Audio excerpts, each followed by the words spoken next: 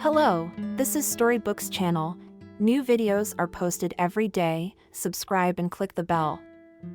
I hope you're ready. After all, today we are going to plunge into the world of tropical jungle wildlife and the home of some of the most dangerous animals on the planet, announced the guide and left the stage. The music played again on deck, and all the passengers went about their business. There was an hour left until arrival at the pier. Some were already on a low start and waiting at the exit from the ship. Some were still having fun and humming their champagne. There were also those who were cutting themselves into cards the whole way, not paying attention to everything else. There were a lot of different people here. They were all on their way to West Africa on the coast of tropical Cameroon. But there was one thing that united all these very different passengers.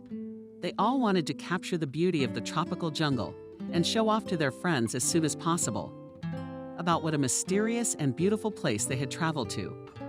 Jacob stood on the bow of the ship and watched how fast this vessel was approaching the pretty coastline. He was a photographer. This occupation was by no means his official job. However, he enjoyed photography very much. He came from Poland and wanted to add some exoticism to his boring life. He worked in a stuffy office, an ordinary manager, but always dreamed of turning his hobby into a real job, bringing good income. The guy often arranged photo shoots for a low price, attracting clients. He was also at different celebrations, weddings, birthdays, graduations, and even funerals. For him, photography was a kind of magic, the ability to stop time in moments to capture. He felt almost like God. Those happy or, on the contrary, sad faces remained forever on the film of his camera. Not many colleagues, friends, and acquaintances were ready to appreciate his hobby. Many times he heard such phrases as, "Oh, what's so hard to click, and that's it. I do not understand why you take money." But Jacob did not give up. He knew that someday he would become a very famous photographer. All he had to do was try. After all, it's not just a click of the camera. You had to find the right lighting angle. And of course, the skill of dexterity had to be present too. Otherwise, how can you capture the laughter of a child who only cries all the time or the moments of real happiness?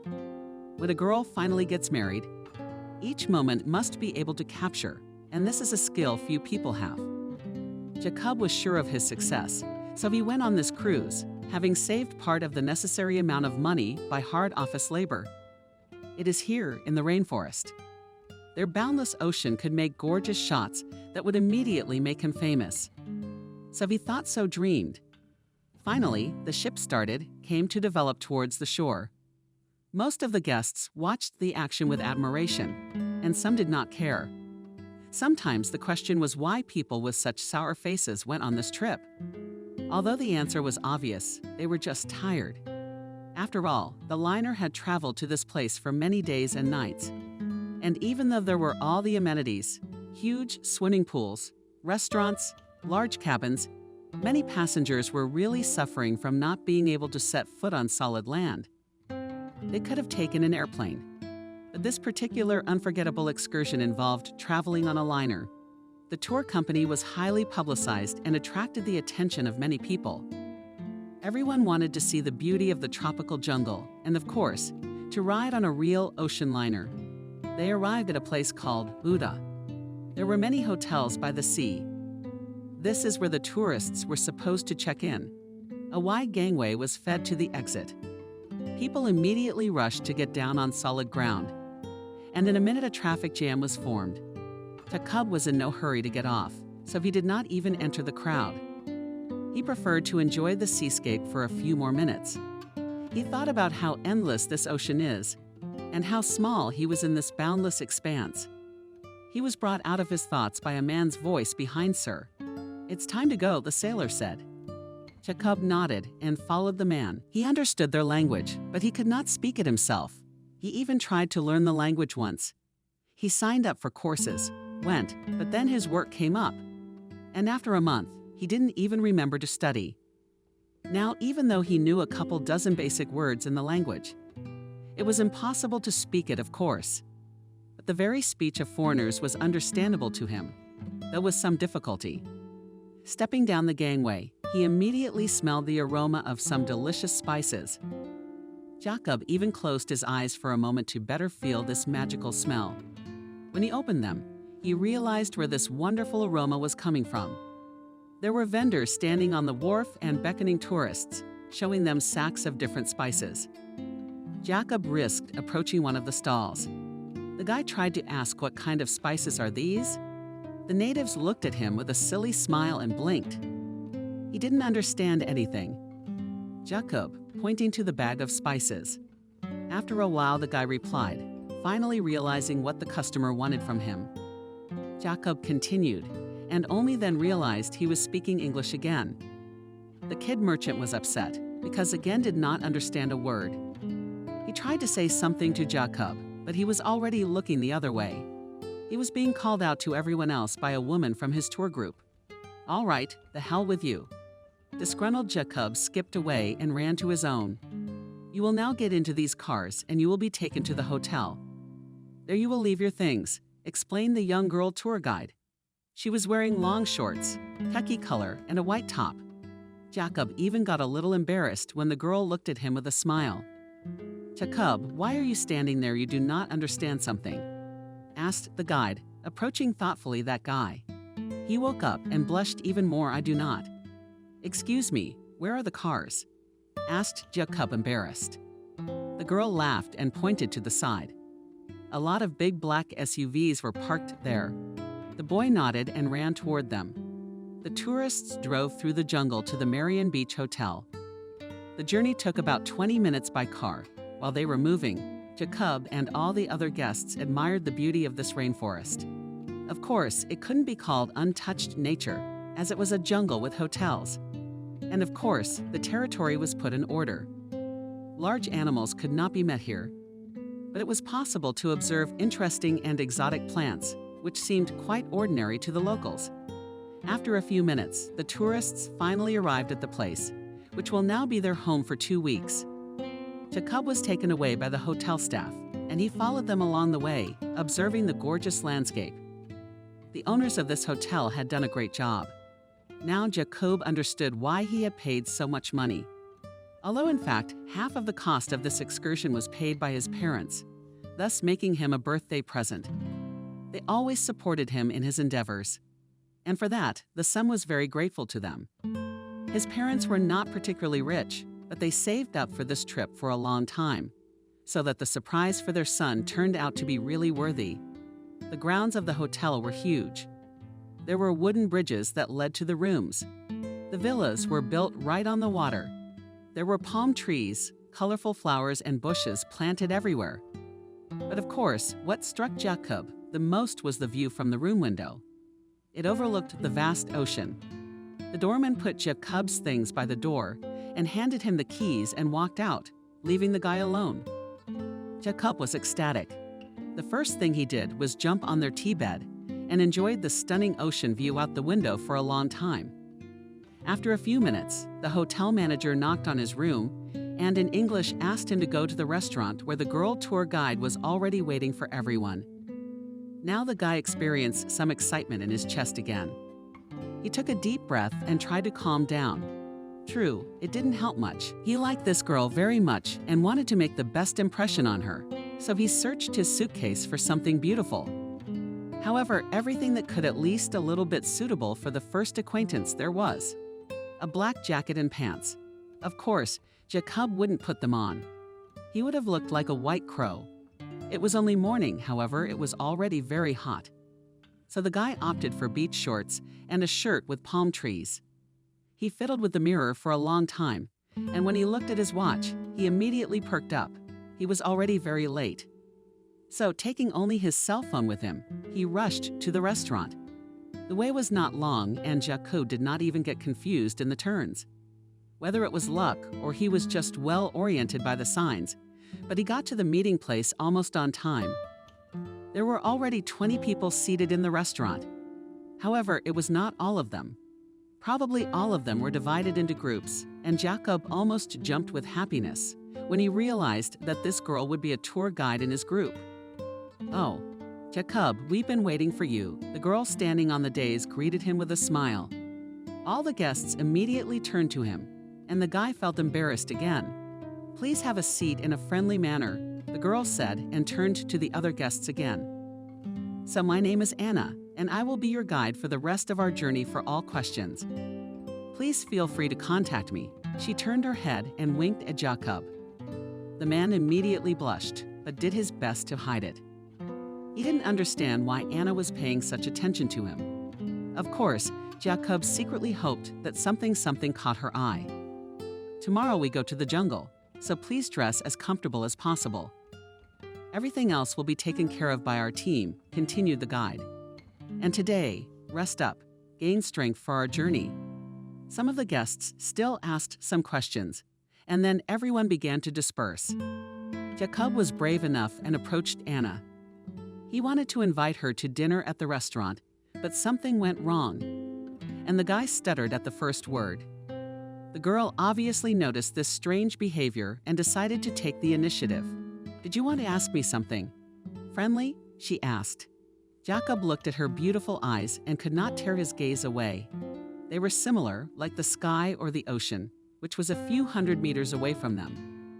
And Jacob wanted to swim in those eyes forever. "Jacob, are you all right already?" asked Anna. Jacob, as if struck by lightning. He woke up from that pleasant trance. "Sorry," he mumbled. "You wanted to know something?" The girl asked again. Jacob was about to offer her dinner at the restaurant, but at the last moment changed my mind.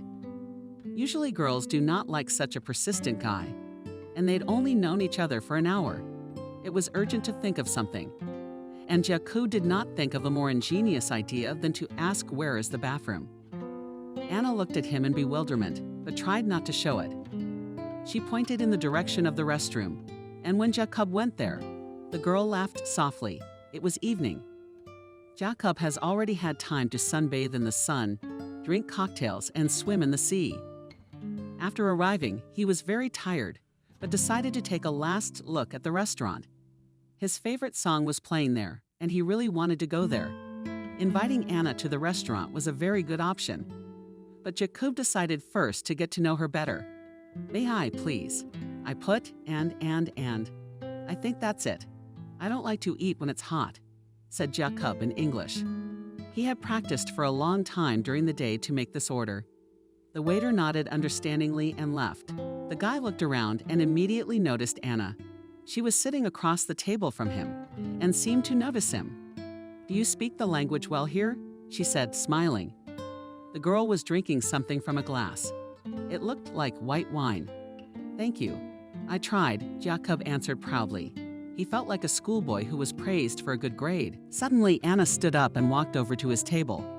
"Do you mind if I sit down?" she asked politely, standing at the table with a glass of wine. Jacob again admired the girl's clothes. The white, open dress suited her very well. "Yes, of course," smiled the guy.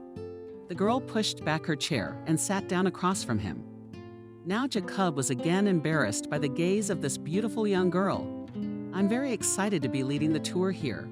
I've been to a lot of places, but I've never led a tour in Africa," shared Anna. "Do you work as a photographer?" she asked, pointing at the camera that hung on his chest. "So far only part-time," embarrassed Jacob. "And how long have you been working as a tour guide?" But Anna did not have time to answer, as on her shoulder was a heavy muscular hand of some man. The girl turned around and fake aghast, showing her delight and admiration. Jacob didn't realize what kind of scene was unfolding in front of him. But then the guy realized that all his hopes to make Anna his girlfriend collapsed, because she kissed the jock on the lips. Jacob was even embarrassed by this awkward situation. After all, he thought she was flirting with him. Finally, Anna pulled away from her boyfriend and turned to Jacob. "Jacob, meet my husband Jim." The girl introduced her man. Jacob simply responded with a handshake. From his look, you could immediately understand that he was not happy with the situation. He always had bad luck with girls, and unfortunately, Anna was no exception. "Jim is one of the tourists in my group," Jacob explained the girl to her husband. Jim only smiled strained. He also did not like that his wife sat at the table to some little familiar guy. Jacob noticed this look and hurried away under the pretext that he was very tired today. Anna once again reminded him about what time they were going to meet tomorrow, and the guy left. Bitter annoyance tormented him for the rest of the night. However, at the end, he accepted the fact that the beautiful Anna would never be his other half. He was able to fall asleep only in the morning and slept only 4 hours. At 8 o'clock, everyone was already standing outside the hotel waiting for their guide. Today, they were to go into the jungle. It was frightening and very exciting at the same time. Jacob took with him only a camera, but just in case he grabbed a lighter and a couple of paper napkins. This climate was very bad for him. Therefore, it was not impossible that he would get a runny nose. Finally, Anna came out of the hotel accompanied by 3 tall, muscular men. They were carrying many small boxes. "Greetings, ladies and gentlemen," the girl announced solemnly, approaching the group. "At last we will begin our journey. But before we go into the forest, full of dangers, we need to take the necessary equipment, as well as sign some documents." All 3 men put the boxes on the floor. One of them opened the package and took out something dirty green. Anna walked over to them and decided to comment on the contents. "So each of you will be given a special suit that will be comfortable for walking. It has special pockets for water matches, insect right, and much more. So bravely take these things on the dare, and we will go on our hike." Several people immediately ran up to the men and a line formed. All the while Jacob stood waiting for his suit, he looked at Anna, who was explaining something to one of the hikers. Jacob was still mortified. This was not his girlfriend and never would be. "Dear, don't hold up the line, please," asked the man, handing the guy things from the box. Jacob grudgingly took the gear and stepped aside to put it all on himself. Slowly, he got into the suit, putting water and the rest of the items in it. He was surprised to see a clerical knife among the gear. Why would he need it in the jungle? However, Jacob decided not to ask unnecessary questions. "Those who have received all the necessary items, come to me," Anna announced.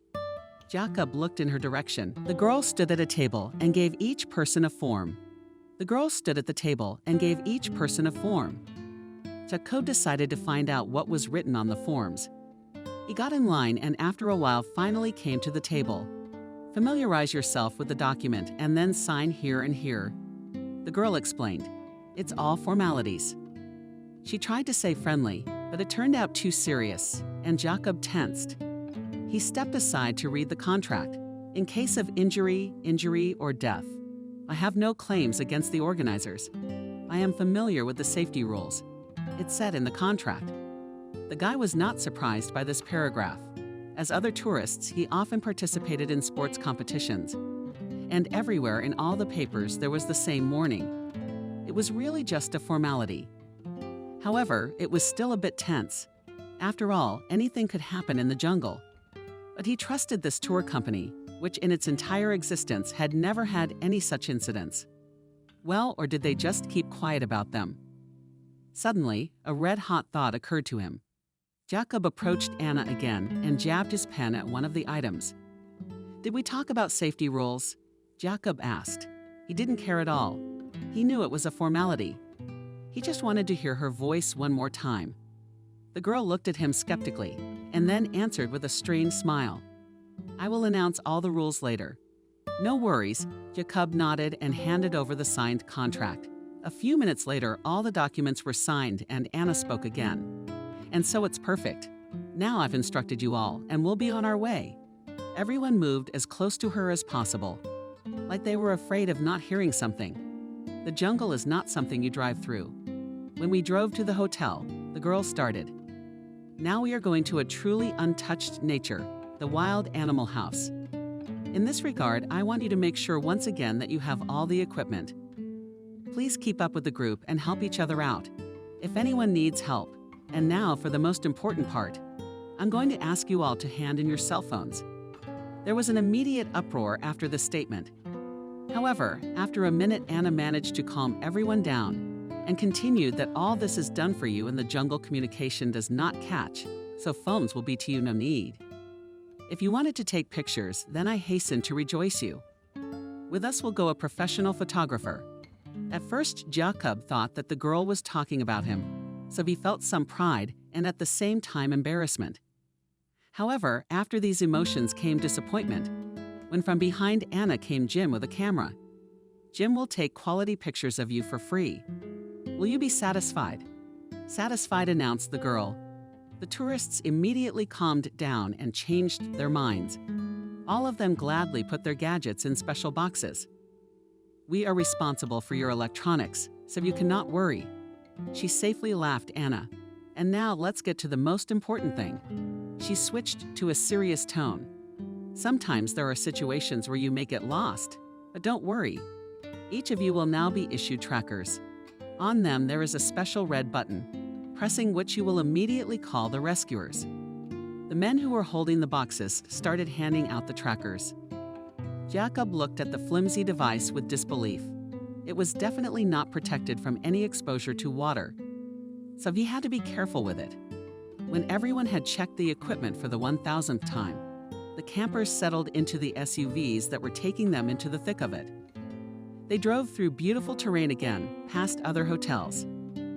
Anna was narrating their itinerary. So, she said, "First of all, we will go to see the waterfall.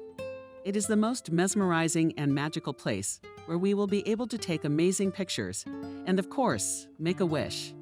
After 10 minutes, the tourists were dropped off right on the road. To the right, there was already trampled path along it. Apparently, 1,000 tourists passed by. After all, it was the most famous place of the Step Waterfall, very impressive show. For about 10 minutes, the group was going up the mountain and finally got to the right place. Jacob immediately ran to take his stunning shots, tried to choose the best location, but everyone was already crowded around, and it was impossible to get a good spot. Jim had already started taking pictures of everyone, and there was a crowd around him too. Jacob was very angry, but he still managed to find a secluded place from which he could see the waterfall very well. The guy took a few shots and was about to leave, when suddenly someone's hand touched his shoulder. He turned around in fright and saw a low Yaroslav man. Standing next to him was an equally small girl. "Is that your camera?" asked the man, pointing to the object in Jacob's hands. "Yes, mine," answered the frightened boy. "I'll take a picture of me and the girl, because this Jim is already all over the place." "I'm not a tourist photographer," indifferently replied Jacob, and was going to pass by. The men moved to the main group, but the tourist blocked his way. And at that moment, Jacob tripped on a rock and fell to the ground. To him, frightened girl ran up to him and tried to help him get up. Jacob unhappily got up from the lunatic and looked around. He dropped a bottle of water, which he opened and got angry. Picking it up, he looked around himself. His palms were muddy, his sleeves were muddy too. "What have you done?" shrieked Jacob at the pair. The girl looked at him fearfully, and the man pressed his lips together guiltily. "I'm sorry," the boy gave the man's voice. "What do I need your apology for?" The boy continued his indignation with quick steps, full of just indignation. He sprinted downstairs, where a group of him was already gathering, spotted by Anna. "Uo," she pronounced, looking at Jacob. "You're all right." "Yes, much better," sarcastically replied Jacob. The girl looked away embarrassed and continued talking to the group. "Well, everyone is gathered, which means we can go to the jungle. On the way I will tell you about the beauty of these wonderful forests. But remember, there are a lot of wild animals here, so keep the taser in your pockets with you, okay?" Well, we're off. The tourists followed the guide, and Jacob was still turning away from the mud. Having calmed down a little, he began to catch up with the group. Before he knew it, he had caught up with the guide. "So, and here we will stop, and you can take pictures," she announced to the group, and then turned her head towards Jacob, who was no longer eager to take pictures. The boy just sat down on the nearest rock. They weren't in the thicket of the jungle yet. From here, they could still only see the waterfall now. And looking at the terrain, Jacob realized that he had sat down under a tree that was icy. Though there were similar plants everywhere here, the group once again flanked Jim, and he quickly clicked the shutter of his camera. What did Anna see in him? He was even holding the camera unprofessionally. Jacob was very indignant at this fact. Suddenly sat down to him, the one he was just thinking about. "How are you?" Quietly, she asked, looking directly at him. Jacob turned his head and examined the girl. That hiking suit suited her very well, but as soon as the guy remembered her husband Jim, immediately gloomed. "It's okay," he indifferently replied, turning his head away. He looked like a hurt boy, and he realized it himself. "I was told you fell." Concerned, inquired Anna. "Yes, I fell." In the same cold tone, the boy answered. "I don't think your mood was ruined because of that." "What else could it be?" The boy muttered. The girl was silent, but Jacob knew the answer to that question. His mood had been ruined yesterday when he saw Anna's shoulder being touched. That muscular arm. Jacob had always been a very lovesick person and took any blows of fate hard. He had no experience in relationships. Girls always bypassed him. But the reason was definitely not in his appearance.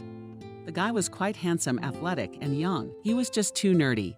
He didn't think he was better than anyone else, but he often allowed himself to correct those whose assertion was clearly wrong.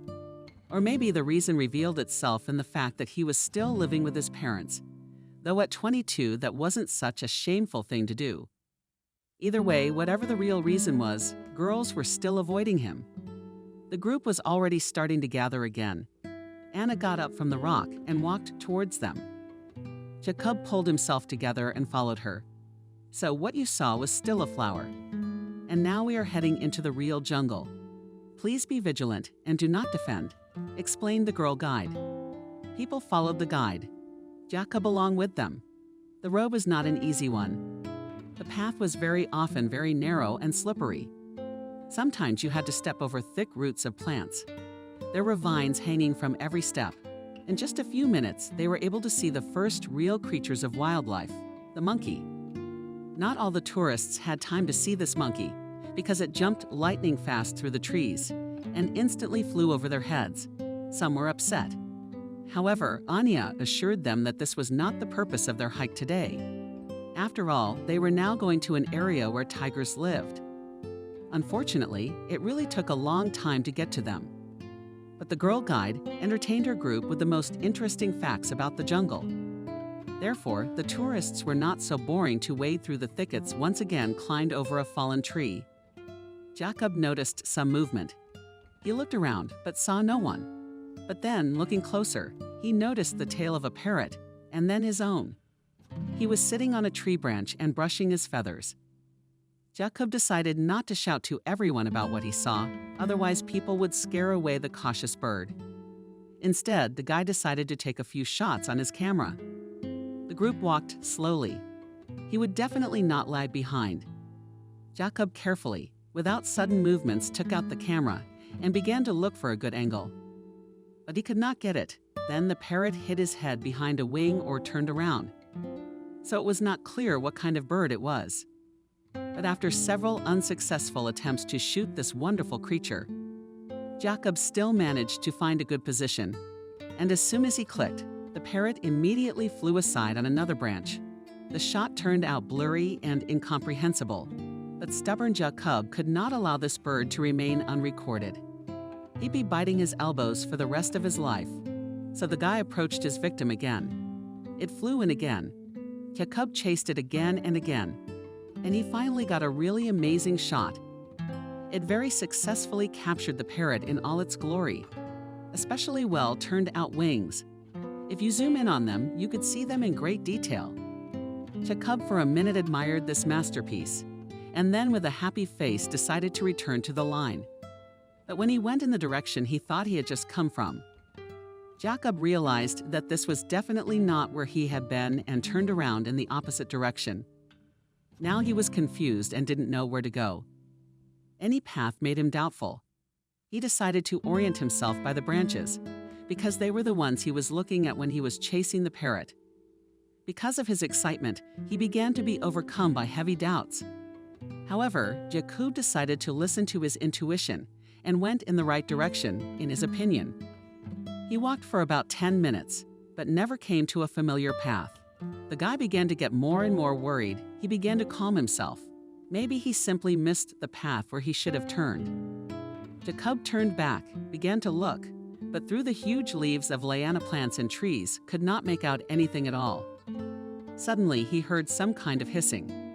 He was terribly alarmed. Jacob slowly turned his head, and his soul took to its heels.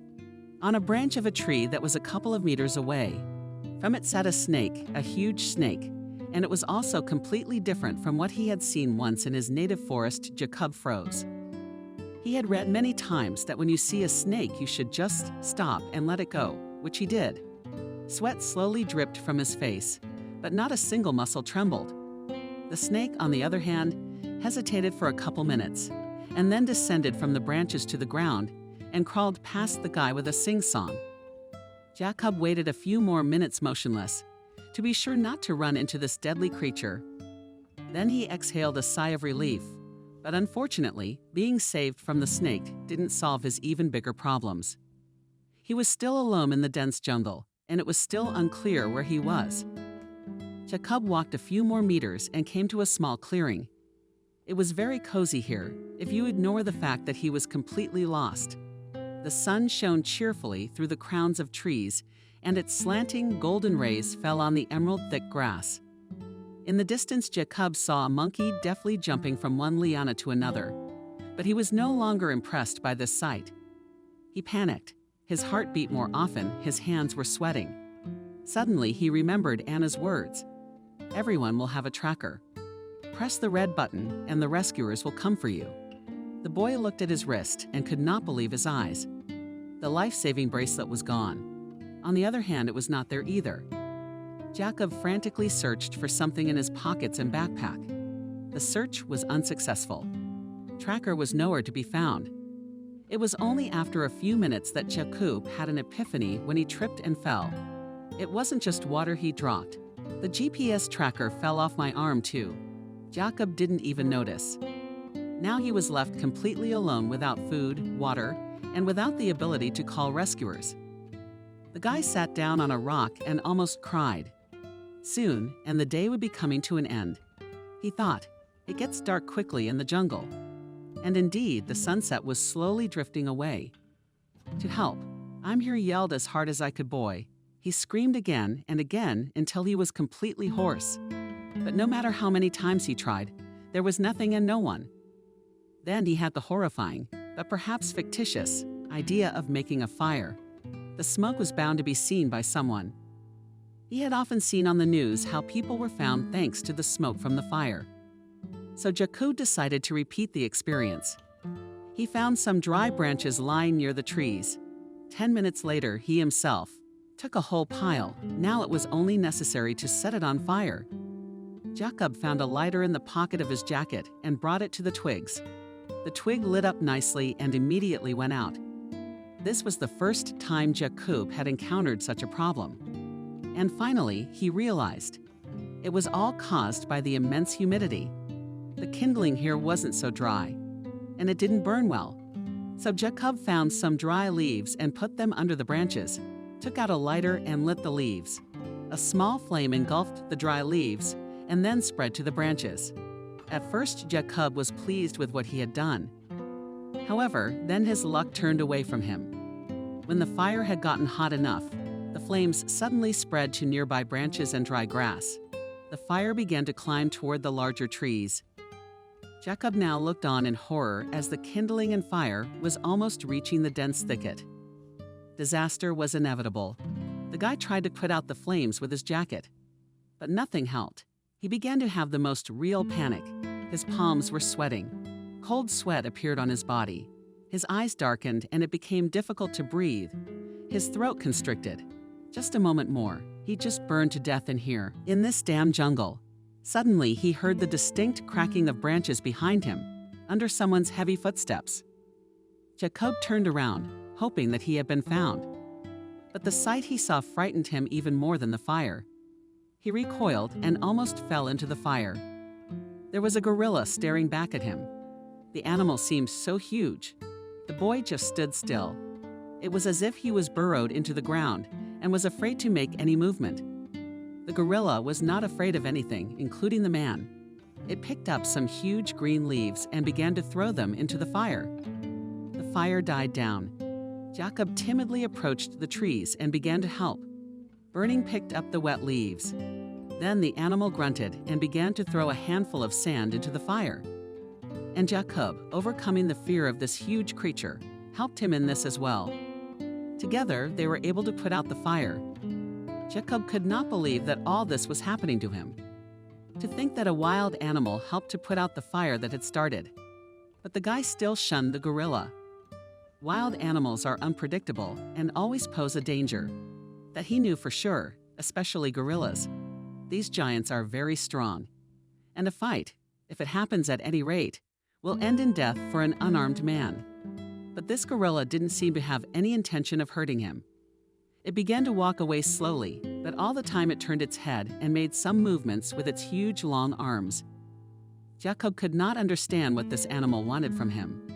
The guy continued to stand in place and looked after the departing bird, and that as if waiting for him. And now it stopped again and looked at Jacob with a long attentive look, but the guy still did not move from his seat. He did not understand what she wanted from him. After a few minutes of such silent tactics, the gorilla moved back to Jacob. The guy was seriously startled and began to back away slowly, again without making any sudden movements. But the gorilla kept speeding up its step, and then Jacob so panicked that he rushed into the forest. He knew it was best not to run from animals, but now he was terrified, and running could save his life. Jacob had never been known for his speed, but now he could easily win all the school Olympics. And not only school Olympics in running, including sprints. The gorilla, not thinking long, ran after him in a huge race. After a few minutes of this frantic race, Jacob began to pant, but continued to run. After all, his life depended on it. But still the huge animal caught up with him. Suddenly the gorilla came out of a thicket and grew a furry colossus right in front of Jacob, and he ran straight into its immense figure. The boy froze and trembled with fear. But that's it.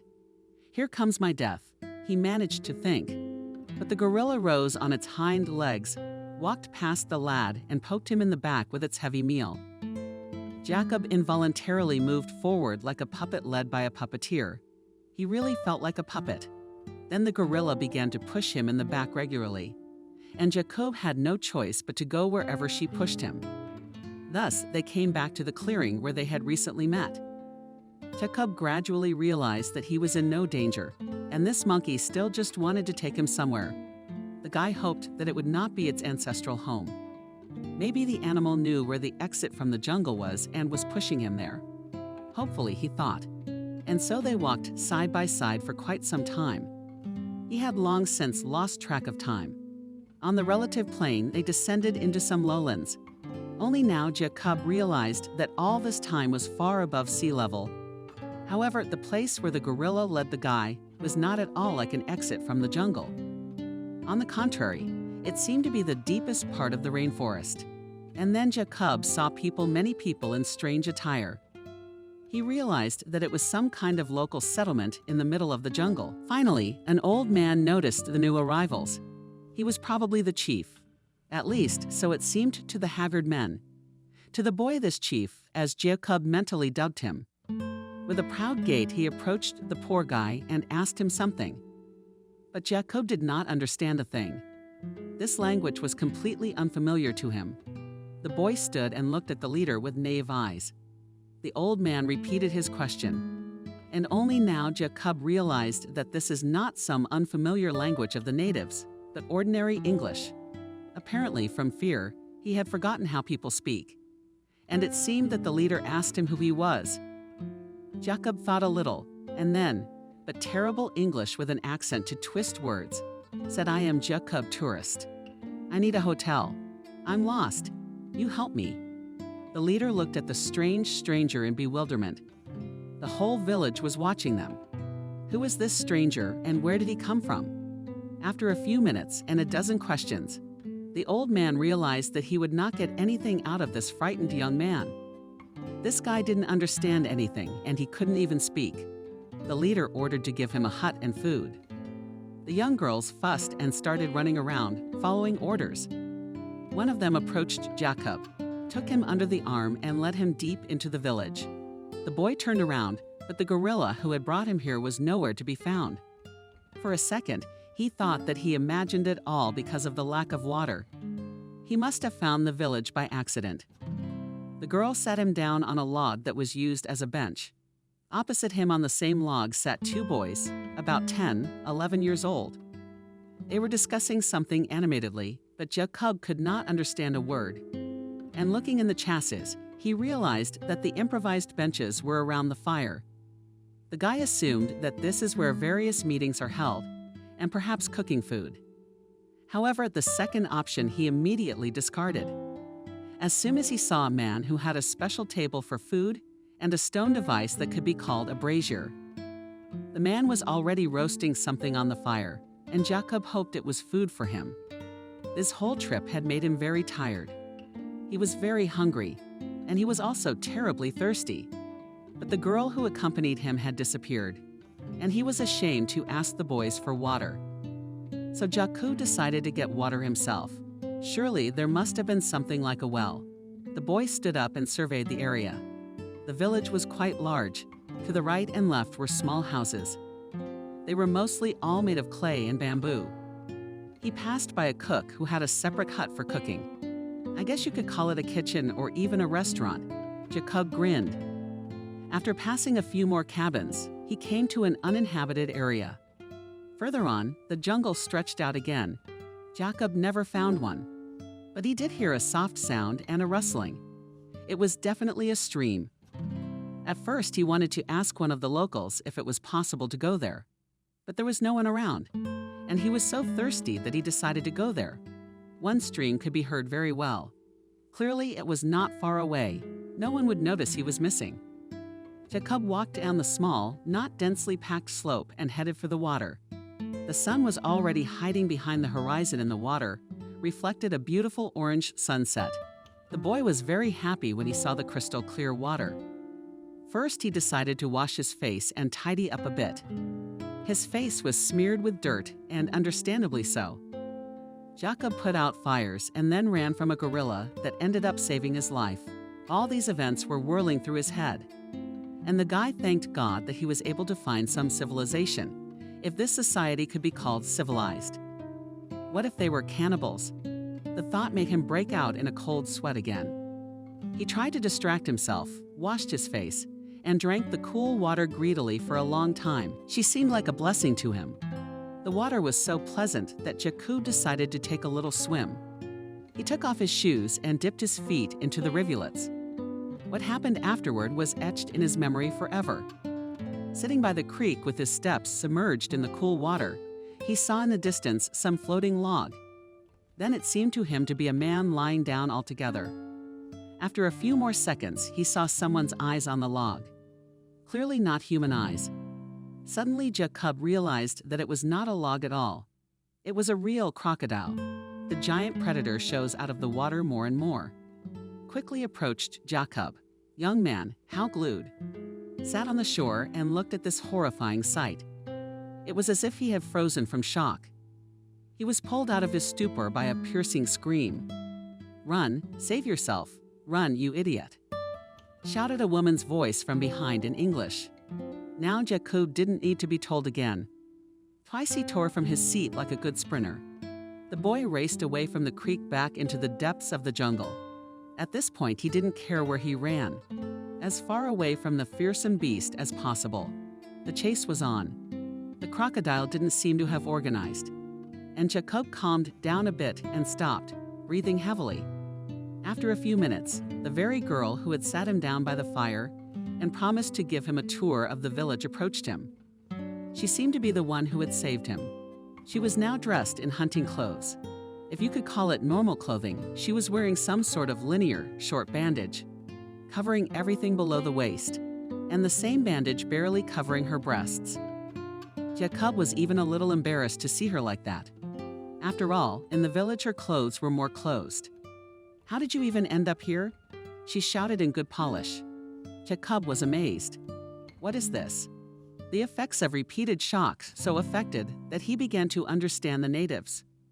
"Well, I was brought by a gorilla," embarrassedly began to answer the guy, feeling like in a bad nightmare. No, the fool is not in the village. And here by the stream the girl was angry. I wanted a drink of water, and it seemed to me that nothing would happen. If I just took a sip of some clean water from the brook, a creek, do you know that in this nice creek it's awfully dirty?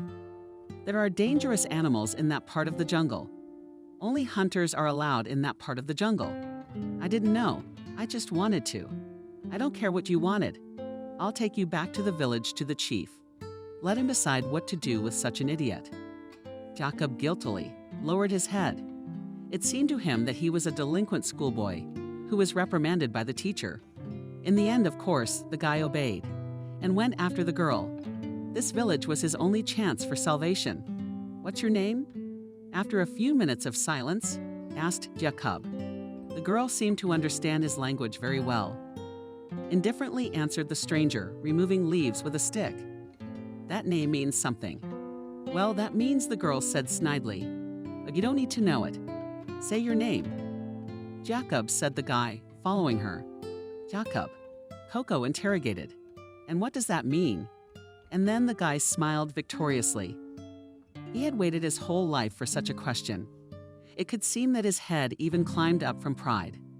Strong, pronounced Jacob confidently and proudly. Strong and brave. That at the creek I did not see any manifestation of these wonderful qualities, said Coco. Jacob felt offended by such a remark. Yes, he really was not particularly strong physically, but mentally he was a very serious competitor to many potential opponents. However, no one seemed to care about that here. They had almost reached the village when suddenly Coco asked, pointing at his shoulder, "What's that you've got there?" Jacob at first didn't understand what she meant. However, then guessed what caught her attention was a camera. The guy explained. Camera. Clumsily pronounced, the girl swallows half of the sounds of the device that helps you take pictures. Photo. What? Then Jacob realized that this local beauty, really very far from civilization, and really, how could she know of the existence of such a beautiful machine here in the jungle? A beautiful picture, a piece of the past that you can look at an infinite number of times, the boy explained. He felt as if he were talking to a child. The people who were far removed from such basic things were indeed like children. Even modern city children knew much more than these natives. Jacob still didn't understand why tribes like this still existed. The world has long gone far away. Progress has reached its peak, and there are still somewhere people who still roast meat on the fire. And not just shish kebab from the store, but meat that they themselves and extracted. And there was no need to say anything about education, views, politics. These people did not understand such things and, unfortunately, or perhaps fortunately, did not want to understand. They were happy here, away from it all. When they reached the place, Coco put him on the same log from which he had run away. The boys, on the other hand, were gone. A brief twilight came, and then abruptly, in an instant, as happens in the southern latitudes, solid darkness. After a while, Jacob finally saw in the distance, by the light of torches, Coco and the old man of the chief coming toward him. This time, the tribal leader did not waste time in English, but delivered an angry monologue in his native tongue. And Coco began to translate it into Polish. My father is very angry at your behavior. No one leaves this village without warning. He decided to help you, thus taking responsibility for your life. Responsibility. Jacob interjected. It is the custom. We are not often ordered to us wanderers, but if they do, we try to help them properly. We are taking you under our wing, and it is our job to keep you alive. Tell the chief I'm sorry. I was just thirsty. The girl said something to the chief, and the man listened to her glumly. He looked at Jacob incredulously. He said something to Coco and walked away, tapping his cane on the ground. The girl stepped closer to the boy and declared, My father gave you a hut. Now I will take you to where you can eat. Jacob's eyes rounded. That was your father. Why does that surprise you so much? As if even insulted Coco. And then abruptly turned around and walked away, leaving the guy alone again. Jacob was extremely surprised and even discouraged. He himself did not understand why he had such a strange reaction. For some reason, he thought that the old man had no one. It was surprising to see such a young girl and know that she was the daughter of a profound old man. Jacob might have assumed she was his granddaughter. But daughter, his musings were interrupted again by the appearance of Coco. "Let's go," threw the girl and took the boy's hand.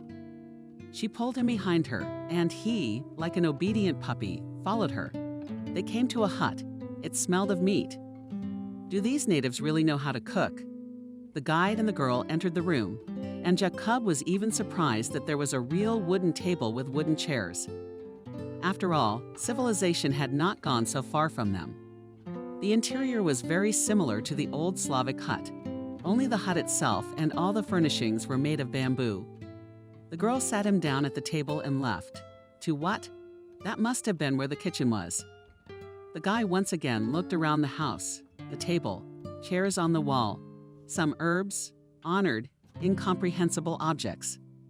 Jacob didn't have time to look at everything yet, as Coco came back again with a full plate of food. What was even more striking was that the plate was clay. That meant that their pottery art was thriving as well. They have every chance of being a great community, thought the boy. The dish consisted of meat steak and some kind of very tasty sauce. In a separate cover, they served a strange cereal. "What is it?" With distrust in his voice, Jacob asked the girl. "Food," arrogantly replied Coco, sitting down across from the guy. "I understand, but what exactly is the food?" Suddenly the guy felt like an idiot. He was given a night's lodging, meat, which is clearly not given to everyone. And he's showing off. "This is meat," as she pointed her finger right at the steak, "and this is porridge. Eat it, and don't kick it. It's not every day you get a meal like this. But your father said you look very malnourished, so today you can eat something we don't eat very often." Jacob looked at the dish once more and was about to start eating, as suddenly realized that he did not even have a fork, but something like a fork. Pitifully, he asked. The girl left again for the thing and came back with a wooden spoon. She handed him this cutlery. "We eat meat with our hands," with a chuckle, she explained. "But for you guest, I'll make an exception." Jacob, of course, was a little surprised, but remembered that these people are Aborigines. They live by their own rules. After a few minutes of lively eating food, Jacob still dared to ask another question. "And how do you know Polish?" "Since childhood." "Not interested," replied Coco, looking as another spoon is sent into the mouth of the guest. "And why then only you speak the language, and so well?" The girl was silent. She clearly wanted to say something, but for some reason it was hard for her to do it. "My mom and I were in a plane crash." Finally, she spoke. "When I was 5 years old, we were flying to the sea, then a terrible blow. I don't remember anything else. Once here, we didn't know what to do and finally found this village. A month later, the chief made my mother his wife. But a few years later, she died. Aya stayed here." "I'm sorry," Jacob said sympathetically. He was always afraid to fly, and apparently not in vain. "If you don't die in the crash, you'll fall prey to all sorts of predatory creatures, or starve to death. That's why Jacob was so scared when he got lost. He thought that he would stay forever in this wild place, and he would be eaten by predators or bitten by a snake, or he would just die here for nothing. After about a minute of silence, Jacob decided to speak up again. "Thank you for what?" surprised asked the girl.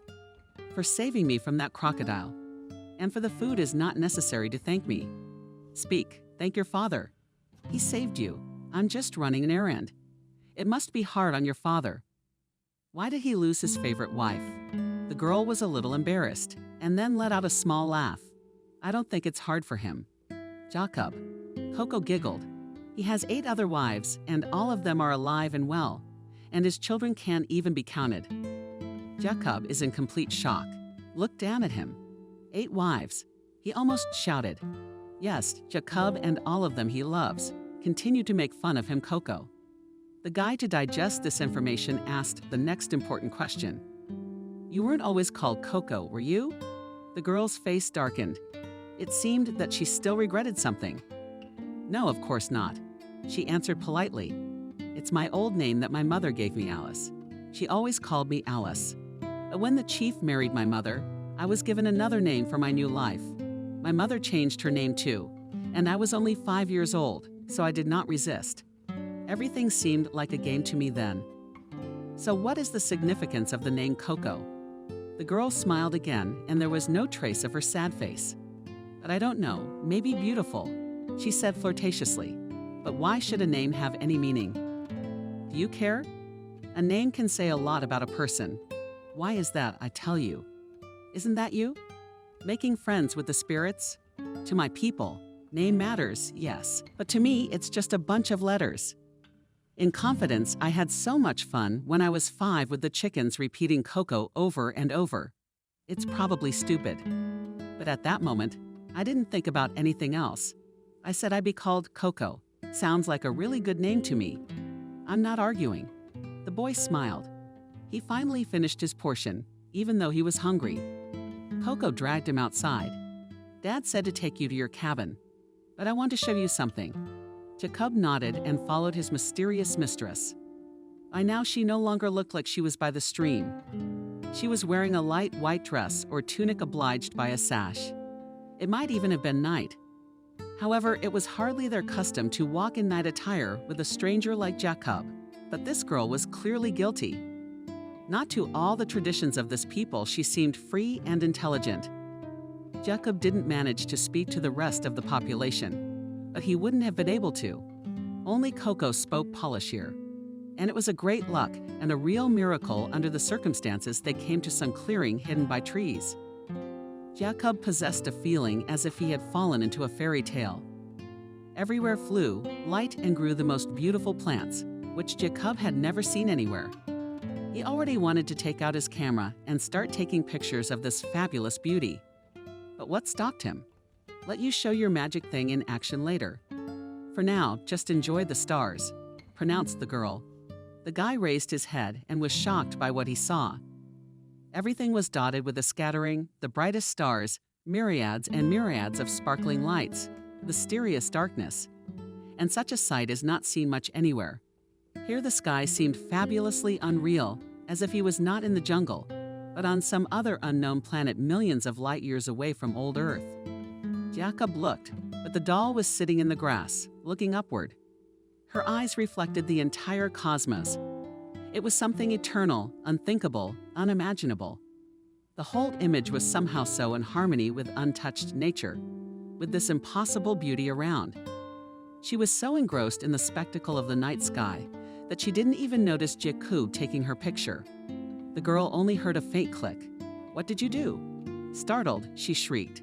She jumped up from her seat, but the guy just walked over to her and showed her the finished picture on the small display. His expensive camera had this feature, something Jacob was very proud of. The girl took a long and incredulous look at the image. "Is that me?" Coco asked with some naivety. "It's you," confirmed the guy, sitting down next to her. The picture was indeed wonderful. It showed the beautiful Coco sitting surrounded by the rainforest and looking upward with her head down. And in the background, the endless black sky is studded with sprinkles of stars. This picture would sell very well, Jacob thought. Could you take more? Coco suddenly asked. The guy nodded affirmatively and put the camera in front of them, beforehand turning on the delay. After a few seconds there was a click, and then a flash, like a small lightning bolt, dazzled them, and for a moment the selfies were ready. It turned out really cute, Coco said, embarrassed. She looked at him with eyes that sparkled with happiness and delight. "You'll teach me to do the same." Jacob felt a certain pride. Finally, his talent was appreciated. "I will," Jacob replied with a smile. He looked at the doll and could not take his eyes off her. She was so beautiful against the backdrop of all that fabulous nature. He wished they could sit like that for eternity, but this idyll was interrupted by a roar from the jungle. The whole fairy tale immediately evaporated, and only the menacing reality of the wild rainforest remained. "We should be worried," said Coco. They walked towards the village. On the way, the boy got a chill, but he didn't pay much attention to it. They stopped at the hut he had been given for temporary shelter. "Here you can finally rest," the girl said with a smile. "Good night." Jacob did not hide his new sympathy. His answering smile brightened up to his ears. "Sweet dreams, Coco," whispered Jacob. The girl walked off in the opposite direction. It turned out that their huts were located opposite each other. He watched her for a long time. She looked back a few times and got embarrassed. After giving her a glance, Jacob still managed to overcome himself and entered the hut. The place was as simple as the previous dude of grass on the floor. A low, huge tray of unknown purpose and a bamboo curly leg. Jacob lay down on the soft, soulful bed and immediately forgot himself with sleep. And his thoughts again carried to that clearing where he sat just now how much the girl sat motionless, again watching the stars. Jacob cautiously approached her and sat down beside her. That's how they would have sat. But Coco suddenly asked suspiciously, "Why are you lying?" "Lying?" The boy asked incredulously. "It's not her you love, it's me." The girl turned her head to him, but it was no longer Coco, but Anna. "So who do you love?" Jacob, in a sneaky way, asked the guide. The guy wanted to be here less and less. He broke into a cold sweat, then threw into a fever. "I am your love," or this worthless Coco screamed at the top of Anna's voice, turning into some unknown monster. Jacob was terribly frightened by this. He tried to run away, but his legs turned to stone and wouldn't listen to him. He stayed in one place and tried with all his might to escape from there. "You're not going anywhere," the girl whispered. "Snake." And at that moment her face was so distorted that he cried out in terror and woke up in a sweat, covered with anxious goosebumps. Jacob tried to recover his heavy breathing. This was the ultimate nightmare. He was terribly festering. His head ached terribly. It felt like it was about to split open. Jacob decided to go outside, to breathe. The images from the nightmare finally dissipated, but he still felt all his body unbearable, muscular pain. He was broken, twisted, and tormented. He didn't realize what was happening to him. The village was quiet. It looked like everyone was already asleep, however, in some huts. There was still a weak fire burning. The boy decided to sit on a log by the extinguished fire. From here he could see the stars very well. He was shaking with a small tremor, but still remembered the doll and her glowing eyes. This girl in just a few hours had managed to draw him away so much. He couldn't think of anything but her. Her beautiful blonde hair neatly braided into somewhat intricately their pigtails, bottomless eyes in which you could see the cosmos. The guy realized that he had fallen head over heels in love with that land of polished descent. Could it be that fortune finally turned the right way and he could find his happiness? But Jacob did not like to think ahead and make plans deep into the night. He made the decision to go back to bed and try to sleep, ignoring the pain in his head, which was only getting worse. He went into the cabin, but when he wanted to lie down, he realized that it wasn't his bed at all. There was already a man lying on it.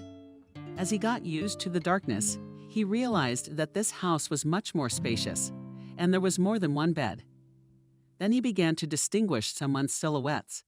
Someone had lit a fire, and then Jacob heard a piercing scream. There were women screaming from two sides at once. They all lit their lamps. It was only then that Jacob realized that he had mixed up the huts. There were so many women and girls here, and many were completely leggy. He immediately turned away so as not to embarrass them. "Please excuse me, I seem to have mixed up the huts. I didn't mean to." The guy started to make excuses.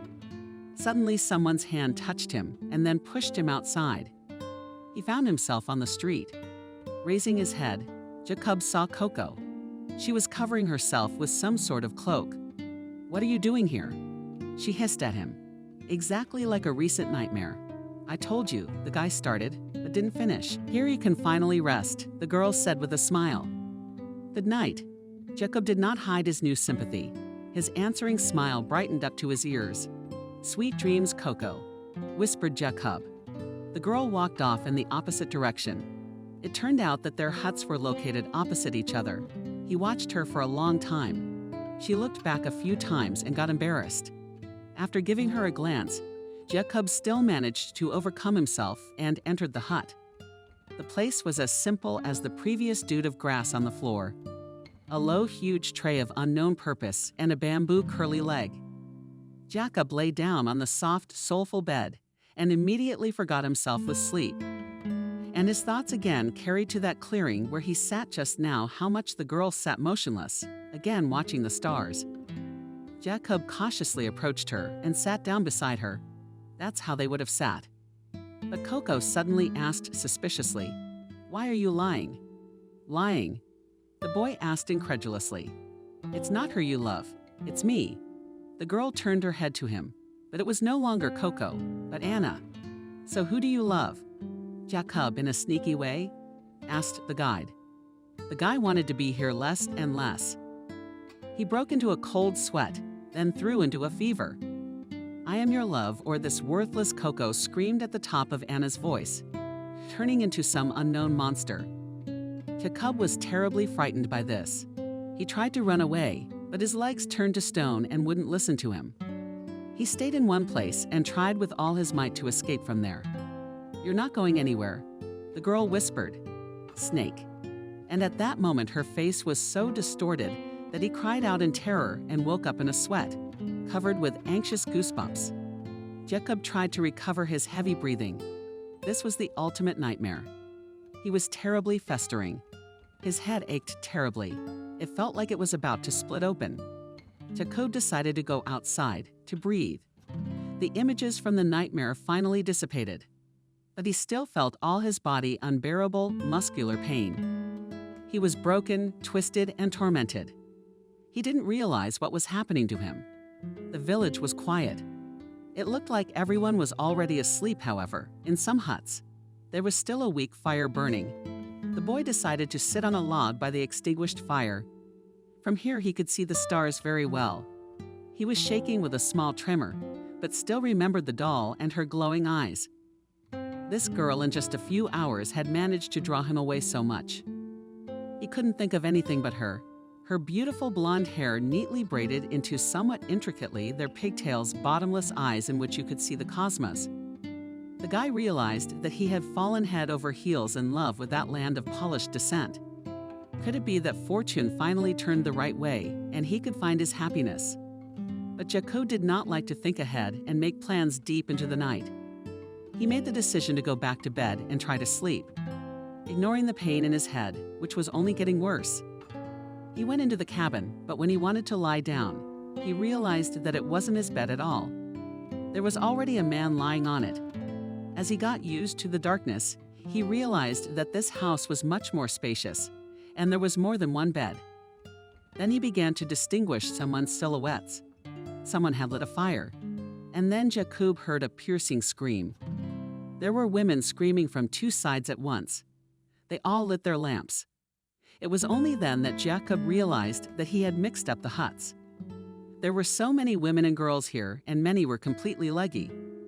He immediately turned away so as not to embarrass them.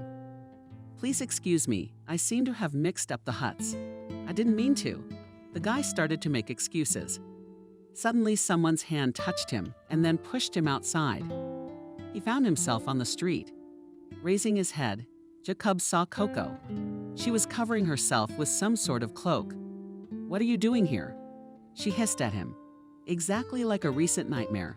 "I told you," the guy started, but didn't finish. Something twitched in his right leg. An unbearable pain shot through his body, and he collapsed to the ground. "What's the matter with you?" The girl was frightened. "Stop making a fool of yourself. Get up and go to your hut." But Jacob could not move an arm or a leg. He fell into a kind of paralysis. Every movement gave him terrible pain. Coming to his senses a little, he considered, or rather fumbled for, the huge holes in his hands as he examined them. Coco touched his forehead.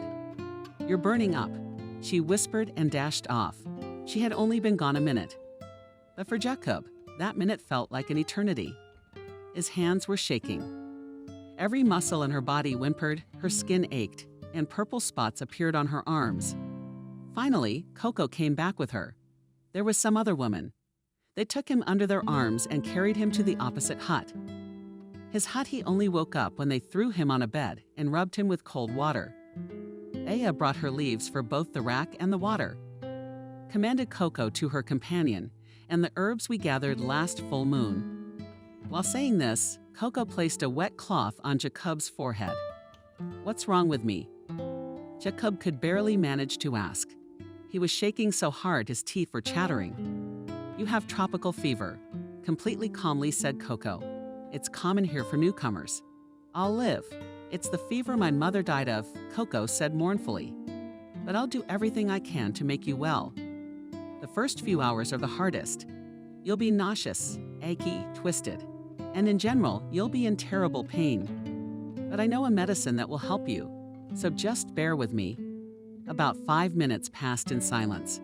Finally, her friend returned with a basket of herbs. They plowed on quite well. However, the last thing that bothered Jacob now was the taste and smell of coca. Taking that basket, she began to throw something into a clay-black pot. Then she stirred that mixture with a spoon. It was getting worse by the second. He was living nonstop. Coco's handmaidens, Aya, kept sighing and looking sympathetically at the guy.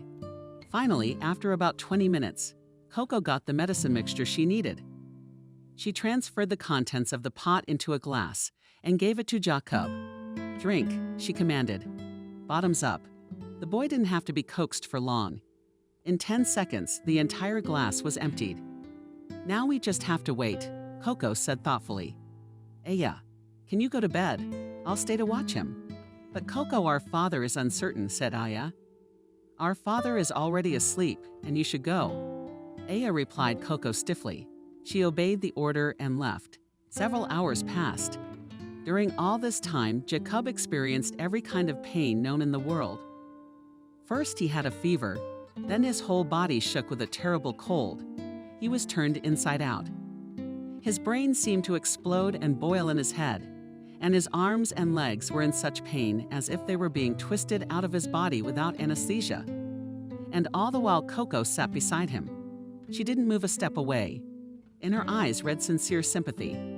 At one point, when Jacob once again began to choke, he asked, addressing himself, not knowing to whom, "Anna, tell me the truth. I'm about to die. I will do everything possible to prevent this from happening."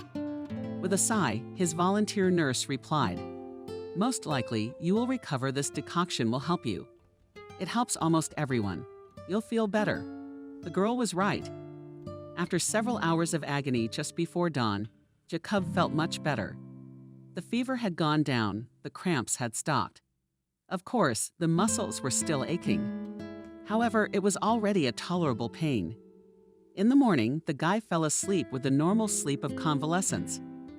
Up to this point, as it was with him, he was awakened by a horrible noise that grew louder by the second. The door fell away and a menacing chief came in, shouting something in his own language. Of course, Jacob didn't understand a word of it. The boy had just woken up, and his sleepy mind did not yet understand what was going on. The chief pointed his index finger at Jacob. He was frightened and moved to the wall. 2 muscular natives entered the hut and lifted him from the bed. Jacob tried to resist, but all was unsuccessful. The men dragged him down the street. Dirt and sand stained him all over and all over again like the day before. Jacob was still feeling rather ill. Of course, he was no longer dying like the night before, but his head still split open in pain. The guy was tied to a tall wooden pole. He punctured himself at first, but his body completely, and without 2 lived strong ropes. Only now Jacob realized that he was in the center of the village by the very fire around which the logs were standing. The lad had not noticed this pillar. Yesterday, a lot of people began to gather around it. They all looked at him with anger. "Yesterday, you stranger defamed the honorable names of my wives and daughters," the chieftain said loudly, "and for that you paid with your life." The chief came as close to the boy as he could, hooked his cane in Jacob's chest, and almost whispered said in English, "We were kind to you, and you turned out to be a snake." After these words, the man turned around and walked away. The others followed his example. Jacob was left alone with himself. The young man looked around. On one of the neighboring poles hung the skeleton of a man. The boy was horrified. Did he really get into the lair of the ogres? God, how many things can happen to a man in 2 days? And what's he in for? Why? He began to mentally feel sorry for himself and fell into a real despair. He was well aware that the chances of rescue were now slim to none. But why had they done this to him? To this question he had no intelligible answer. The mutterings of the chief did not count. Where's Coco? Why hadn't she come to his aid? He He was beginning to get a bad headache again, and thirsty on top of it. The sun was at the very horizon, and it was scorching and so splitting his head. It was probably around noon by now. Jacob could feel the sweat running down his body and covering his eyes. His itching and muscle aches started again. It was a terrible torment, for the guy couldn't move a single muscle. The only thing he cared about was where Coco had gone.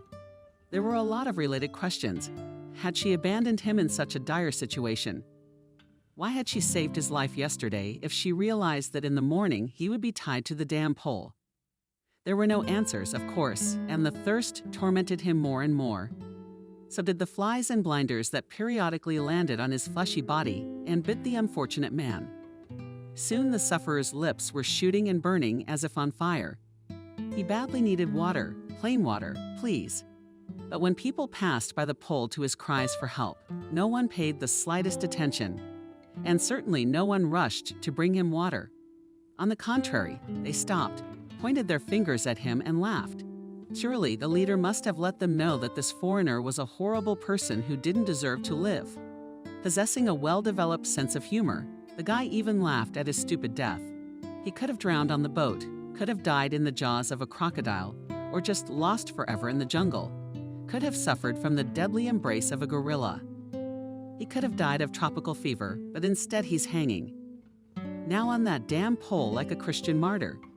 Yes, Mrs. Fortune was clearly not on his side. After some more time, Jacob began to lose consciousness. Weak from the recent fever, exhausted by the past events and the hot sun, deprived of the ability to move suffering from thirst, he fell more and more often, either into sleep or into delirium.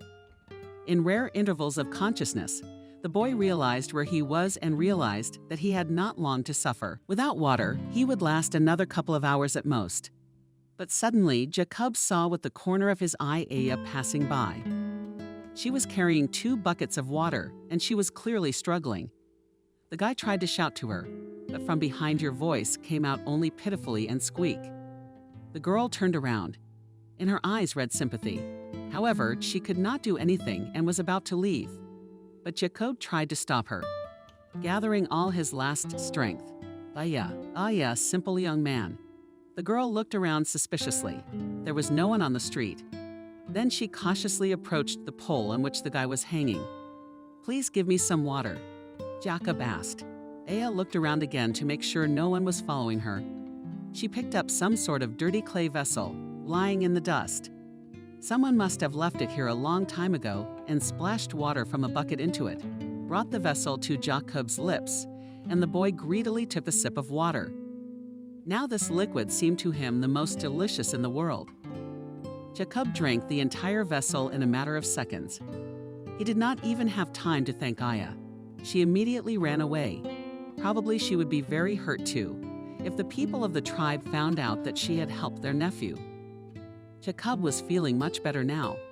The sun wasn't so scorching anymore. The case drew closer to evening, but the fever continued to torment the lad. It seemed that the potion Coco had given him was only effective for a certain amount of time. He realized that his new fate was no better than his old one. He was dying again, only now not from the thirst of a tropical disease. Jacob remembered his parents, his cousin, and cried. Now he will never see them again. He was lucky to get here in this damn jungle. Why did he have to go on this vile journey? If he just stayed home, everything would have been all right. Night fell. The boy had already begun to pray to all known gods for death. His head split open his muscles. His body was cramping, and his arms and legs were covered with holes. When will this hell end? Screamed the boy in despair.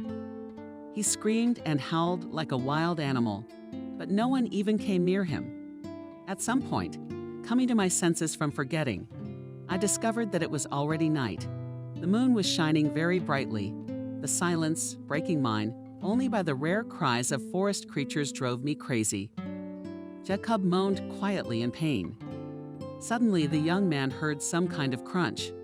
At first, it seemed to him in a painful delirium that this terrible monster was coming to devour him. But in a few minutes, Coco appeared at the pillar. She looked very depressed and tired. The girl stopped near the unfortunate prisoner and looked at him sadly. Coco, you are. You have come for me. You will save me. Gasping with joy wheezed Jacob, but she gave him a judgmental look. Shut up, she whispered. The boy immediately shut his mouth. Now he really hoped no one had heard his joyful wheezes. Coco walked over to the pole and began to tie the ropes one by one. Jacob's legs came free first, then his arms as well. Freed from the restraints, he collapsed to the ground, limbs so used up that they simply refused to work. Poetry after me, whispered the girl. The boy did not hesitate. He strained all his will and crawled after his savior nice. So they passed several huts, trying to keep in the darkest places. Suddenly, a man appeared in the distance. The girl pushed the boy with her foot, pushing him into some dark prologue between the two wives. She herself, too, dived in after him. They lurched, trying not even to breathe. A man in hunting clothes walked past them. On his back hung a bow, and in his hands he carried the carcass of a rather large animal. Fortunately, he was so happy with his prey that he paid no attention to the couple. When the man finally disappeared, Coco peered around the corner to survey the situation. No one was there. Let's go in a whisper, she said. Finally, they left the village and came to a large clearing. It was similar to the one he had sat on the night before last, looking up at the stars. There was more brush and no water nearby. It was probably the most common of the jungle. Jacob was weak and shaking with sickness and fear. Here he was also very uneasy. Suddenly, the village would discover the missing and give chase. But the young man hoped that Coco knew what he was doing. Suddenly, something very strange happened. The girl clapped her hands, made an incomprehensible guttural sound, and then stomped 3 times on the ground. What are you doing? Jacob was indignant. We're about to be heard. But the girl paid no attention to his protests and continued the same actions. 2 claps, a strange sound, stomping feet. 2 claps, stomping feet. 2 claps, stomping feet. After a while, horrifying sounds were heard. Jacob realized that some large animal was running straight at them. He folded himself with fright. Again he thought that his death had come. His exhausted mind refused to think straight. He was about to run. He jerked. But what stopped him? Jacob just trusted me, softly said the girl. Soothingly, and the tone in which she said those words worked on Jacob. He stopped and followed the girl's example. She waited. There was confidence in her gaze. Finally, someone Jacob did not expect to see came into the clearing. It was the same gorilla that had brought him to the village the day before yesterday. Or maybe it was another one. The hell of it. Hello, Bamboo, gently said Coco, stroking low forehead of the animal. The huge beast bowed obediently to her as if she were its queen. The feeling between them was barely perceptible to outsiders. A strong bond was burning, clearly very attached to this girl. Just like I thought Jacob was. Do you know him? Surprised asked the young man. The girl tore her gaze away from the animal and turned to Jacob. Yes, this is my best friend, Bamboo. We've known each other since childhood. Coco smiled. Come, I'll tell the story. On the way, she said something quietly to Bamboo, and he easily, like a feather, picked up Jacob and put him on his powerful shoulders. Now we're going to be walking for a long time, Coco said businesslike. Try not to faint. Here, drink this, it will give you strength. She held out to him a vessel made of a noisy, unknown Jacob at a large plant fruit. Drink it, almost commanded Coco. Jacob took a sip of the liquid contents of the vessel. It turned out to be quite pleasant to the taste, gave off herbs and as if honey. However, now he would drink anything to hold out and survive. By the way, to what limit would he have to hold out? He must have asked that question out loud, because Coco answered him, we're heading for the coast. Hold on, darling. She told him the story of how she had once met her furry friend in this jungle. Then, in his half-delirium, the boy could only catch bits and pieces of it. But then, a few years later, he remembered everything he had heard on that distant, almost fantastical night, and wrote it down to preserve it forever. Coco, let's go, shouted Aya, putting on her bow. We won't catch any animals because of you. Doll is in her leather hunting bag. I can't find the bracelet. Sadly, she said. You will. Then we'll go already. You don't understand, it's Mom's bracelet. It brought her luck. I never go hunting without it. Coco, if we don't go into the woods right now, my father will make bags out of us instead of crocodile. Coco sighed and walked out of the hut. Her sister was completely right. We can still live without the bracelet, but not without clothes and food. Okay, let's have a bow already, asked someone handed her a weapon, and the girls went into the forest. Father said to pick more berries, so the animals today will not touch almost, said Aya doll only nodded. Her mood was very spoiled by the missing bracelet. It was the only thing she had gotten from her mother after she was gone. Everything had changed. It was how he had started living on his own. Now there was no longer a person to answer for her actions. 2 hours passed. The girls picked a lot of berries and loaded them into special cloth bags that were fastened around their necks. It was very convenient to walk with them on the mountainous terrain. They were already walking a few miles away from the village and suddenly heard a terrible cry. Aya got into a fighting stance and prepared her bow. Someone's coming at us. Get ready to shoot. Aya whispered loudly to her sister. They had already drawn their arrows, and as soon as the predator appeared on the horizon, they fired. Then it became clear that it was a gorilla, and it was advancing towards them at a great leap. But its wounds were mortal, and its strength was running out. At last, the mortally wounded beast collapsed. The girls gingerly approached it and examined it. The gorilla was not yet dead. It was sighing heavily. Careful noticed an oddity in its behavior. The gorilla was hiding something in its furry paws. Examining the body more closely, the girls saw deep wounds. Clearly not shot. They looked like bites. Aya, come here. She called out to her sister. She walked over to Coco. These are teeth marks. Aya said thoughtfully. It looks like this gorilla was attacked. And at that moment, they heard a terrible growl. They turned around and saw a huge female leopard behind them. Aya immediately started shooting at the animal. Doll grabbed her spear. The wounded leopard lunged at Aya. And as soon as it did, Doll deftly impaled the beast with the sharp spear. When the girls had recovered from the shock, Coco made a stunning conclusion. So this gorilla didn't mean to attack us. It was fleeing. Suddenly, the sisters heard a thin cry. At first, they didn't realize where it was coming from. It was somewhere very close by. Then they realized that the sounds came from the gorilla, or rather from what it was holding in its paws. The girls looked at each other. Coco cautiously approached the animal with force, pulled her limbs apart, and pulled out a cub quite small. "Oh my God," was all Aya could utter as Coco held the creature and cried. The mother had saved him from the leopard, and we had killed her. There was silence. No one could say a word. What have we done? Broke the sepulchral silence. I'll never forgive myself for this. Coco, we didn't know. I'll take him with me, the girl suddenly declared. Aya looked at her in surprise. What are you talking about? She was indignant. Father won't allow you to keep him in the village. It could become dangerous when it grows up. It's a wild animal, Coco.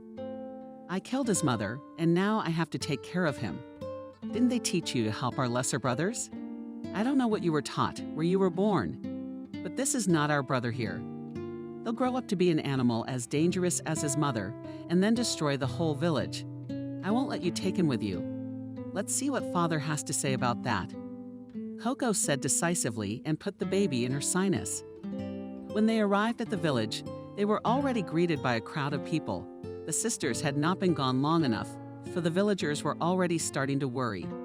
Where have you been? Formidably asked the chief. Aya stepped forward and told them what had happened, but did not mention the fact that they had found a baby gorilla.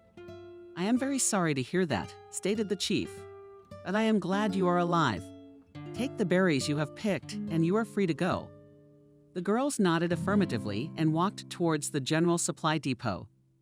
I didn't turn you in, Aya said as they laid out the berries. But if you don't confess to your father, I'll tell everything myself. So do it as soon as you can. Otherwise, it will be worse. You're a great sister, Aya replied Coco sarcastically. You're not my sister, and you never will be. Aya said and walked away. Coco almost cried at those words. It had been 10 years since her mother had been gone, and there had not been a day when she had not thought of her. It had been very hard for her. No one really understood her here, and no one would ever really love her. She's not like them. It's been a week since Coco got her pet. The girl named him Bomb. It was an unusual and made-up name by her. She fed the ox with his literal milk. He got stronger and got a little bigger. Now, I didn't communicate with Coco at all, but she didn't miss a chance to remind me that soon all secret things will be revealed. But Coco ignored her and continued to raise the poor baby. One day, the chief burst into her hut and ordered her to immediately take the gorilla to the jungle where it belonged. And Coco was severely punished. She wasn't supposed to leave the village for a week, but that didn't stop her. And on her first night, she went in search of her pet. The Bomb, she screamed. Coco had traveled quite a distance, but still hadn't found the cub. But then she heard a sound like a baby crying again. She followed that sound and came to a small ravine. These barbarians had thrown him in where he couldn't get out on his own. He was like a small bear cub trying to climb the walls and charge, but the ground only crumbled under his weight. The nimble Coco immediately got the poor little fellow out and gave him a drink of the ample milk she had brought with her. She was sure she would find him. Her hopes were realized. She left him in a secluded cave, the entrance to which she closed with a large heavy stone, and has visited every night since. So the Bomb rose before her eyes. After a while, when the baby became active enough, she began to train him. He hit on a whistle and came on a special command. The girl clapped her hands and then drowned gulls, became a real foster mother to him. As Jacob listened to this marvelous story to the end, he yawned.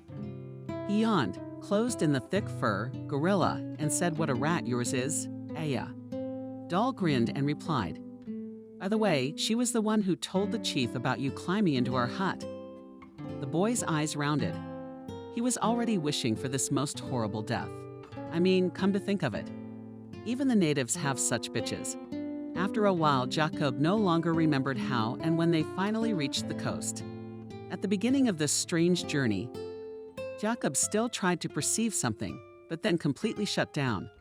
The sickness of the experience, the nightmare and the terrible pain finally overcame him. Meanwhile, Coco and Boing had finally reached the publicized tourist beach. The beach was at its most deafening pre-dawn an hour. And of course, no one was here right now. Then the girl gathered dry leaves of twigs and set them on fire with matches she found among Jacob's things. It seemed that when the flames flared up, Jacob instantly regained consciousness. He remembered bright flashes, but he had no strength at all. The last thing the boy heard and remembered were the words "cuckoo," "hold on, my love," or was he just imagining it? In a feverish delirium, she left Jacob on the beach next to a brightly burning fire, and together with the Bomb disappeared into the jungle. A few minutes later, one of the hotel guards noticed the flames and came to see what hooligans had set it up, but saw only poor half-dead Jacob, who knew from tropical fever. The man who found him screamed in terror and immediately called for help. Other people came running. After that, Jacob passed out again. Finally, he came to himself. Only a few days later found himself lying on a narrow couch. Every muscle in his body aching, and in his head is a mess. True, the head itself no longer split open from the pain, and the hole in his arms disappeared as if they had never existed. He looked around the room. His bunk was behind a curtain of semi-transparent white curtains, and it was quite clean. There were various medical devices and medicines. There were voices, moans, and even screams coming from somewhere. Jacob realized that he was in the local hospital. Here and there behind the curtains were heard lively conversations, mumbling, snoring, or long prayers in an incomprehensible language. There were long plastic tubes reaching out to him, and the young man was afraid to touch them. After a few minutes, the curtains were pulled back by the doctor. Jacob said dark hair and a man in white. "Yes," replied the boy uncertainly. "How do they know my name?" He thought, "I'm glad you're finally awake." The doctor continued in Polish. "My name is Alex. I studied in your country and know a little of the language. Your story has intrigued the whole hospital, I must say. You have tropical fever, quite common amongst newcomers to our area. Why didn't you get vaccinated before coming here?" Jacob only shrugged his shoulders. He never trusted unfamiliar inoculations, and what if it would only make things worse? I hope you'll tell us how you ended up in the jungle and how you managed to survive there for almost a whole week. I don't remember, weakly answered Jacob. How did I get here? He looked fearfully at the doctor. They're not after me. You were found on the hotel beach, the doctor said. You were immediately hospitalized here at our clinic. You were delirious for days. It took us a long time to find out who you were and where you were from. We checked with the police. Finally, a woman named Anna got in touch. She was your guide on a tour group. They've been looking for you all over the department for days, but that's for later. Right now, I need to assess your condition. The doctor examined the patient's ears, throat, nose, eyes, listened to his heart and breathing, counted his pulse, measured his blood pressure. Then he moved on to his legs and arms. The guy still wasn't fully oriented in his memories and started asking questions. Tell me, where's Coco? She came here with me. I mean, did I come with her or did I come? Rode in on such a huge beast. I'm sorry. The doctor was surprised. The girl from the village. His annoyance, Jacob wrinkled his nose, seeing that he was not understood. She saved me from those awful natives. You know, they tied me to a pole and she brought me to the beach. Well, not her, but her gorilla. What was her bomb then? The doctor touched the patient's forehead. There seems to be no heat. He said thoughtfully, perhaps you should rest some more. This disease is really very difficult. You do not believe me. Jacob was offended. Like a little doctor smiled, rest, gain strength. Soon the police will come to you. And this girl is your tour guide, Anna. Anna. Jacob could not believe that he had already forgotten this girl. Now there was only one Coco in his heart. He had really fallen in love with her. She had saved his life 3 times. Imagine that. Although maybe he was just dreaming. Suddenly there was no village and it was all in his mind. In a feverish delirium, Aboriginal tribe, reasonable gorilla, crocodiles, fierce chiefs, execution on a pole, naked girls in a hut, and Starry Night no, cannot be such. Had the girl of his dreams turned out to be only a barren image? But he was simply not allowed to think about it properly. What was it again? Behind her was Anna, Jacob. My God, how happy I am that you are alive, she exclaimed. We've all been looking for you for days. Didn't sleep at night. She even wept and hugged him. When she saw the haggard, thinning face of her ward, you probably didn't even eat. I'm fine. Been sick with tropical fever all these days. I'm so sorry, Jacob. Please forgive me. Please don't report me to the police. Anna was crying. The guy was in some kind of trance and still did not really understand what was happening. Anna, surprised, exclaimed to the young man, Is it really you? I am, of course I am. God, how wonderful that you finally found. Jacob assumed a semi-upright position on his bunk. Anna quietly and seriously began, Jacob, I want to tell you something, and please listen to me to the end. The girl was wary. I'm listening, and Jacob began to tell from the beginning. For some reason, when he met Anna, his mind was clear. He told her everything from the moment he ran after the parrot to the torture when he almost died on the pole. Anna's eyes visibly rounded after this story. She obviously thought that the guy was still delusional. Jacob, I do not want to offend you, but cautiously said the girl. But this disease, which you suffer from such clinical manifestations. The doctor said, I know. You all think I'm crazy? He turned his back to the wall and fell silent. Jacob did not believe anything anymore, not the doctor, not even himself. The reactions of the doctor and his guide sowed in him not eliminated and doubts about the plausibility of the story. But think about it, Anna told him, trying to make sense of what kind of wild gorilla could carry a man through the rainforest to the coast. Why would it do that? How would you be able to understand the language of the natives? It's unlikely that Descartes memorized Polish, that well if she was only 5 years old when she and her mother crashed. Besides, there are no natives of their tribes here for hundreds of kilometers around at all. All these statements and questions affected Jacob very much. Anna still managed to assure him that it was all just a game of his sick imagination. Listen, Jacob, said the girl, I realize now it is silly to assume such a thing in your condition. However, I will do it. Would you like to go out with me?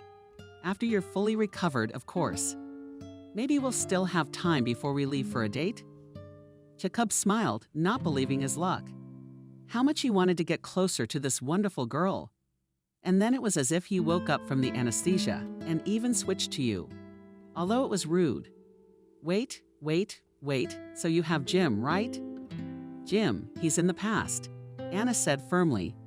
In the past. I don't want anything to do with him anymore. You know, he cheated on me. Anna turned away and brushed tears from her eyes. There was an awkward silence. Jacob was digesting this information while Anna tried to calm her emotions. I'm sorry, only Jacob could only give out a tear rolled down Anna's cheek. Do you need to rest? She realized. I'll come back later. After her departure, Jacob's head was torn apart again, but no longer from pain, but from the confusion and complexity of the circumstances. He liked Anna very much, until he met Coco, but as they had already found out, no Coco had ever existed. The doctor came to see him again, and said that tomorrow morning they would be able to discharge him. Then a policeman came and spent a long time tediously writing some papers near his bed, asking various stupid questions together with a shoddy interpreter. Finally, it was time for bedtime and the exhausted patient. Finally, he was able to rest. The next morning, he was already standing at the front desk waiting for his discharge.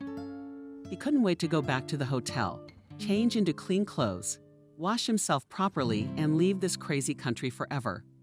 Can you give me the document that the doctor gave you? Asked the girl behind the counter. Yes, now smiled the young man.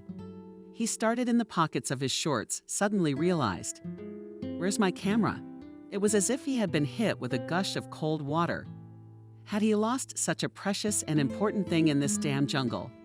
Isn't that what you're looking for? The registrar girl asked him and pulled out his precious photos from somewhere. In the inventory it says that this bag was found with you on the beach.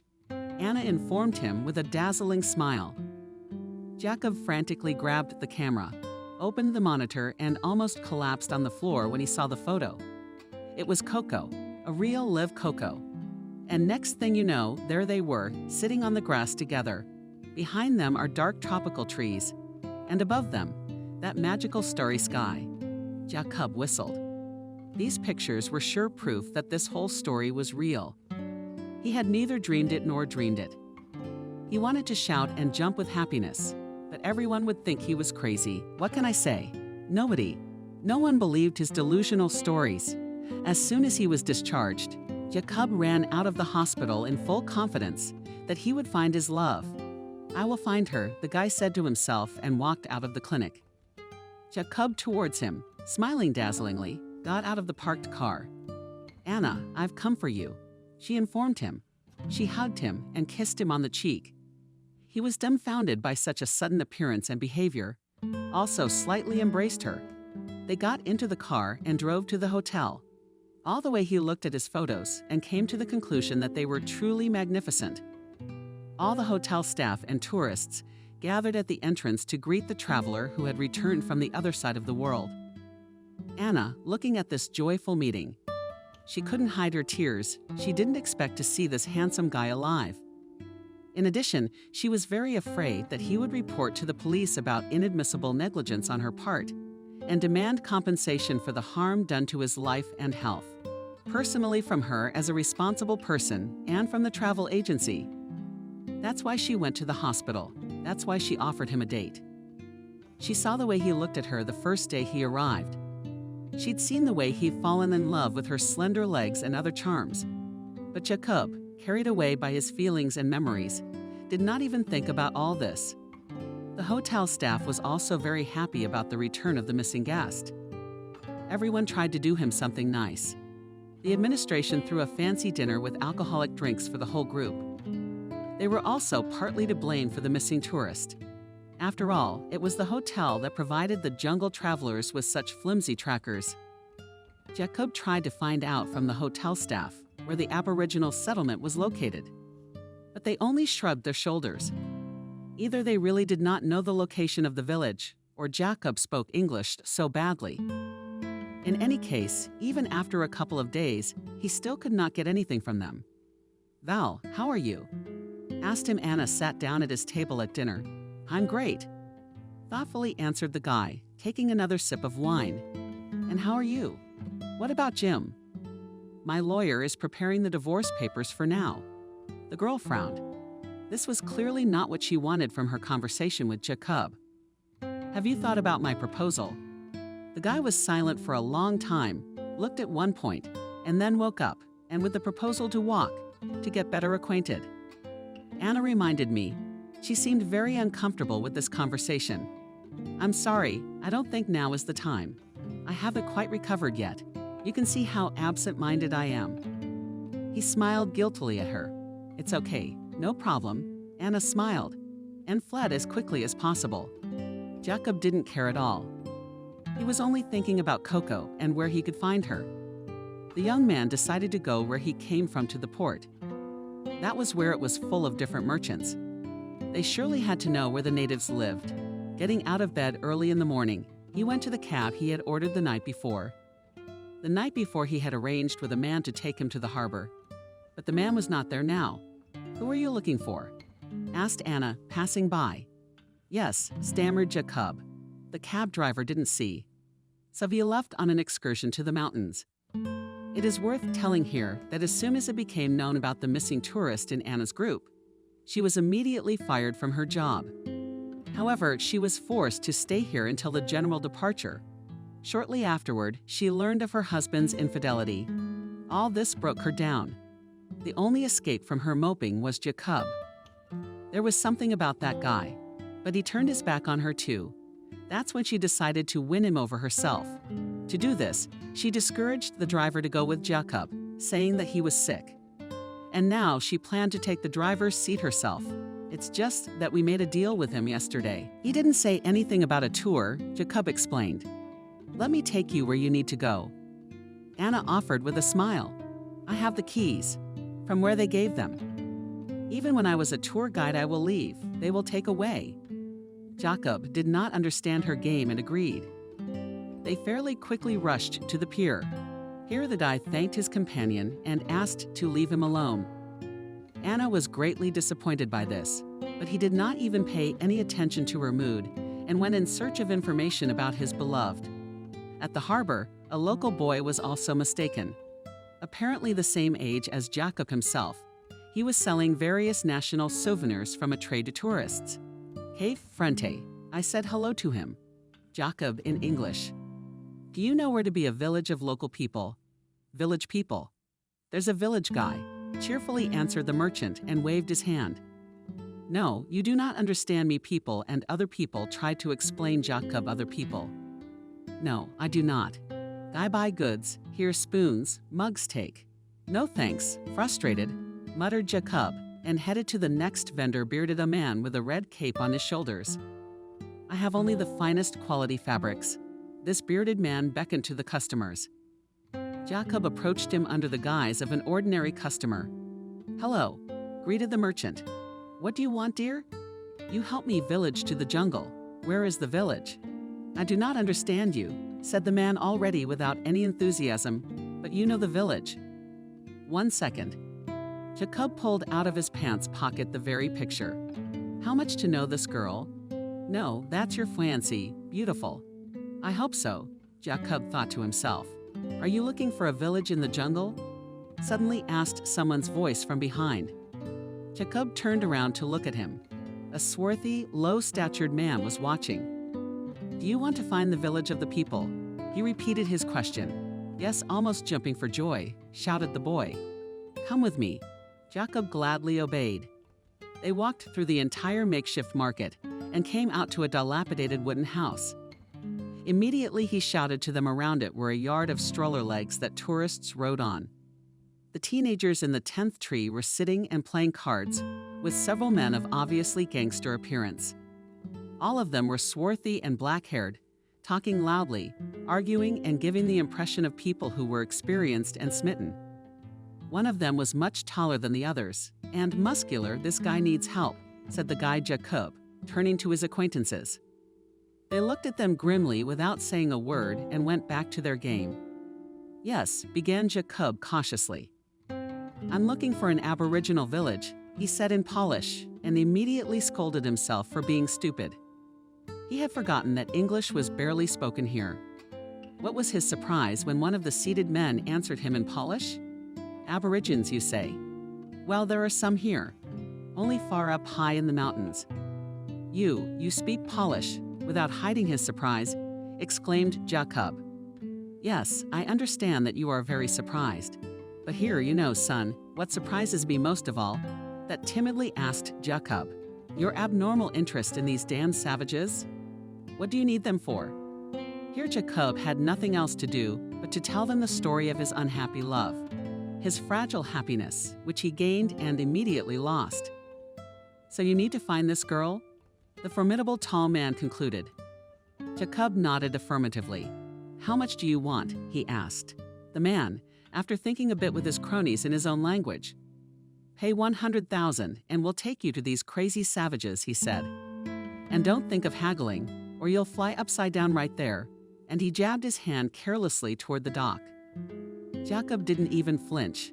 He did not spare any money to find his happiness. That's why he easily made such a promise, deciding to give his camera to the counselors as payment on his return. It's a very expensive device, the boy convinced them. You will be able to get much more than 100,000 of your money for it. The local leader didn't take anyone's word for it and dragged Jaku to a nearby pawn shop. There they confirmed to him that they would give him 100,000 even as collateral.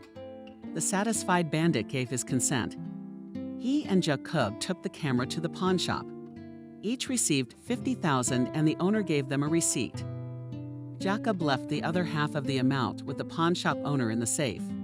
If I come back alive, I will give you everything as agreed, the guy told his escort. If we can take the girl with us, you will also get the camera, and that's another 500,000 for your money.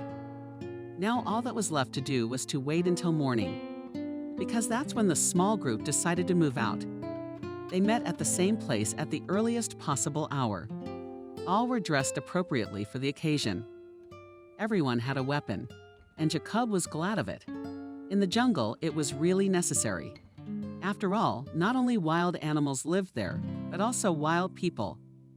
Now with such a team, Jacob was not scary neither snakes, nor gorillas, nor crazy chiefs.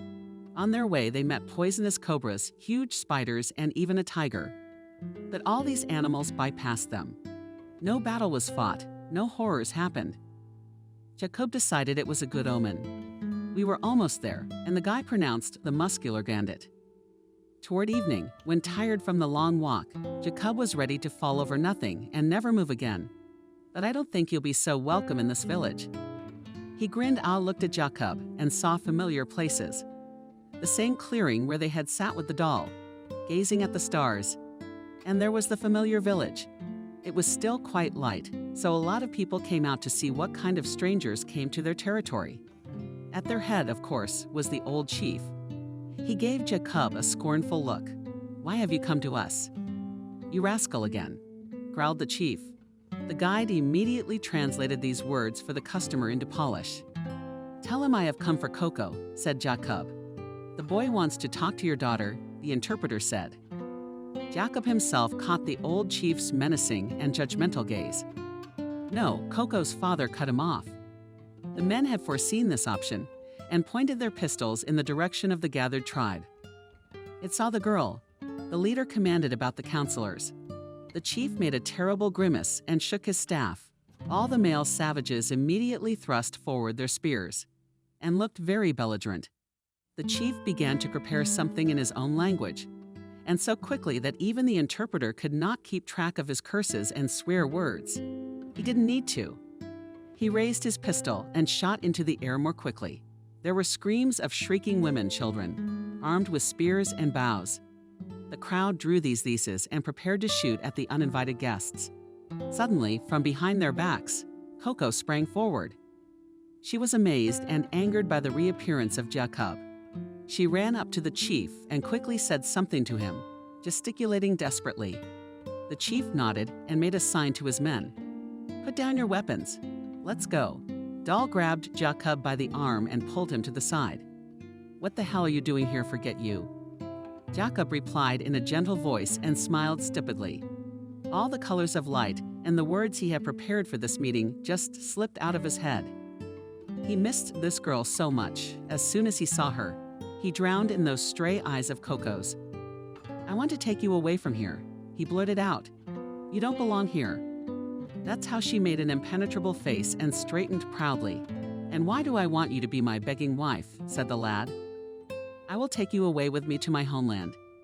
These people, these savages. Do you really want to live your whole life like this?" She lowered her eyes and was silent for a minute. The villagers and the chief himself watched the whole scene, but they did not understand a single word of the lovers' conversation. Finally, Coco raised her gaze to Jacob again. "Jacob, you're a very nice guy, and I really like you. But I can't do this. My family's here now, a family that doesn't respect you, that kills people. Just like that. It's nothing like that." Coco objected. "You don't know anything about our lives. You think just because you've been here a couple days you're an expert." She grinned. "All families have their skeletons in the closet. But I'm not leaving here ever. These people sheltered my mom and me when we were almost dying from our wounds, hunger, and thirst. She often told me how cruelly my own father had treated her, how she had suffered in that distant cold country. She and I were flying to visit distant relatives, and she bought those tickets with her last money because we had nowhere else to go. But it's a very long story, and you don't need it." Coco cut herself off. "All you need to know is this. This is where my mom and I found love, care, found a real family. This is her grave. Besides, here is my Bon, my boy, whom I raised as my own son. You intend to take him with you too?" she asked ironically. Jacob was suppressively silent. "I can never leave this place," she said firmly. "And to be honest, you acted like the ultimate idiot. If you'd stuck to the rules, none of this would have happened. You were welcomed as a guest, and you violated our laws of hospitality, Coco." "What are you talking about?" Stunned spoke Jacob. "Wake up. Come with me. I beg you. Let's go away from these filthy savages who stuffed your pretty head with all kinds of nonsense. You're a Russian girl. I'll take you home. You don't belong here, please." "This is where I belong," she declared, glaring angrily. "I'll be a stranger there, and you'll be the first to reject me." "Did my mom tell me how conniving men can be?" she added, and her lips quivered. "I saw you with her." Suddenly she added and turned away, looking like a hurt child. "Who was Jacob's apex with?" "With that gorgeous hottie outside the hospital. I saw you being taken away and followed." "Where did she put you?" Said Coco quietly that morning when you left the hospital. "She kissed you and you hugged her and laughed. You've got it all wrong." Coco tried to change her mind to Jacob. "Anna and I are just friends. She's my guide, and she's married." Finally, he found himself and gave out this argument, hoping that it will sober up the jealous Coco. "Married." She was amazed. Mom was right. In your horrible country, all people are promiscuous and lustful scoundrels. Yes, in our country, a married woman doesn't even dare to go near another man. And you? How dare you embrace her when you know she has a husband? Go away. I don't even want to know you, she sang, like a snake, and spit at his feet. Jacob was completely confused. He looked at the girl for a long time and could not understand whether she was making a show in front of her father or telling the truth. But Coco's look testified that all this was said in earnest. She does not understand another life, will not leave her tribe or her mother's grave. A terrible blow to the young man's very heart. But it was her choice, and he had no right to judge her. He sighed heavily, turned and made a sign to his mercenaries. Let's go. Goodbye, Coco. Sadly, he said to his beloved, standing already beside the leader. For the last time, he plunged into her bottomless eyes. It was less than 24 hours before the departure of the cruise liner. Jacob lay in his hotel room, unable to find a place to sleep. He thought only of her hair, her lips, her eyes. He wanted to see again, even for a brief moment, this mysterious girl who had been through so much. If she wasn't going to be with him, then why was she helping him? Why had she saved his life? Perhaps he would never be able to understand her choices. God, why is everything so complicated in this life? Jacob took his camera and dialed a familiar number. "Hello," answered a thin girl's voice. "Anya, would you like to come with me to this last dinner?" "Yes, okay. I'll be right back to pick you up." He ended the call, shook his head, looked at himself in the mirror, and with a determined step, walked out of the room towards his destiny. Quite a few years had passed since then. Jacob left his boring office. He graduated from a specialized college, then university, and became quite famous and well-paid photojournalist. In achieving this goal, he was greatly helped by the very photo he took in the distant tropical jungle, and of course, his parents who always supported their son in everything. "Honey, I made you breakfast." The gentle voice of his wife reached here and from the kitchen. Jacob yawned once more and got out of bed. It had been a long time since he had lived with his parents. Now he had a beautiful modern apartment in a new building. Pulling up, Jacob entered the kitchen. On the high chair sat his 1-year-old son Arseny. He was already eating his morning porridge. Of course, he was not particularly good at it, but his loving mother helped him in everything. "Sit down, Jacob. Cheesecakes already. And here you go." On the table appeared a large dish, full of appetizing golden. Krugliakov Jacob picked up a couple, put to his plate. "Very tasty, my dear." What did he throw his wife in the cheek? "How'd you sleep? You came back to work so late last night. What do you want?" The man shrugged. He sipped the coffee his wife had carefully brewed in the large kitchen. As always, the TV was on in the background, of course, on the news channel. Suddenly, Jacob saw vaguely familiar terrain on the screen and turned up the volume. Cautiously, he said, "Leaving the cup 3 hours ago, a terrible tsunami had struck the coast and nearby areas of Central and West Africa." Commented on the terrifying footage. Announcer. Severely affected the territory of Cameroon. Many settlements, tourist complexes, and other objects of infrastructure will be washed off the face of the earth. In addition, a large mudslide came down from the mountains near the village of Buda. The footage kept flashing on the screen. The disaster-stricken area, familiar to both of them, looked terrible. And what was happening there now looked more like an apocalyptic movie than anything else. "Jesus," that's what the shocked Anna said, and sat down on a chair, staring at the TV screen. Jacob's cell phone vibrated in his pocket. The head of the newsroom was calling. "Saw the broadcast," he shouted. "Immediately we load everything and leave for the site. The whole group should be ready in half an hour tops." At 12, he booked the flight. Jacob was not used to such situations. An alarming backpack was always waiting in the check room. His wife had long since accepted the schedule of her husband and did not ask unnecessary questions. After 15 minutes, Jacob, fully equipped, fully kissed goodbye to his wife and son and quickly walked out of the apartment. On the spot, the film crew arrived without much incident. Fortunately, the nearest convenient airport was not affected by the rampant elements. At the ramp, they were already waiting for a special vehicle that could take the correspondents to the border with the danger zone. Further, they flew by helicopter, flying over the very places where in his youth he had experienced so many exciting and tragic events.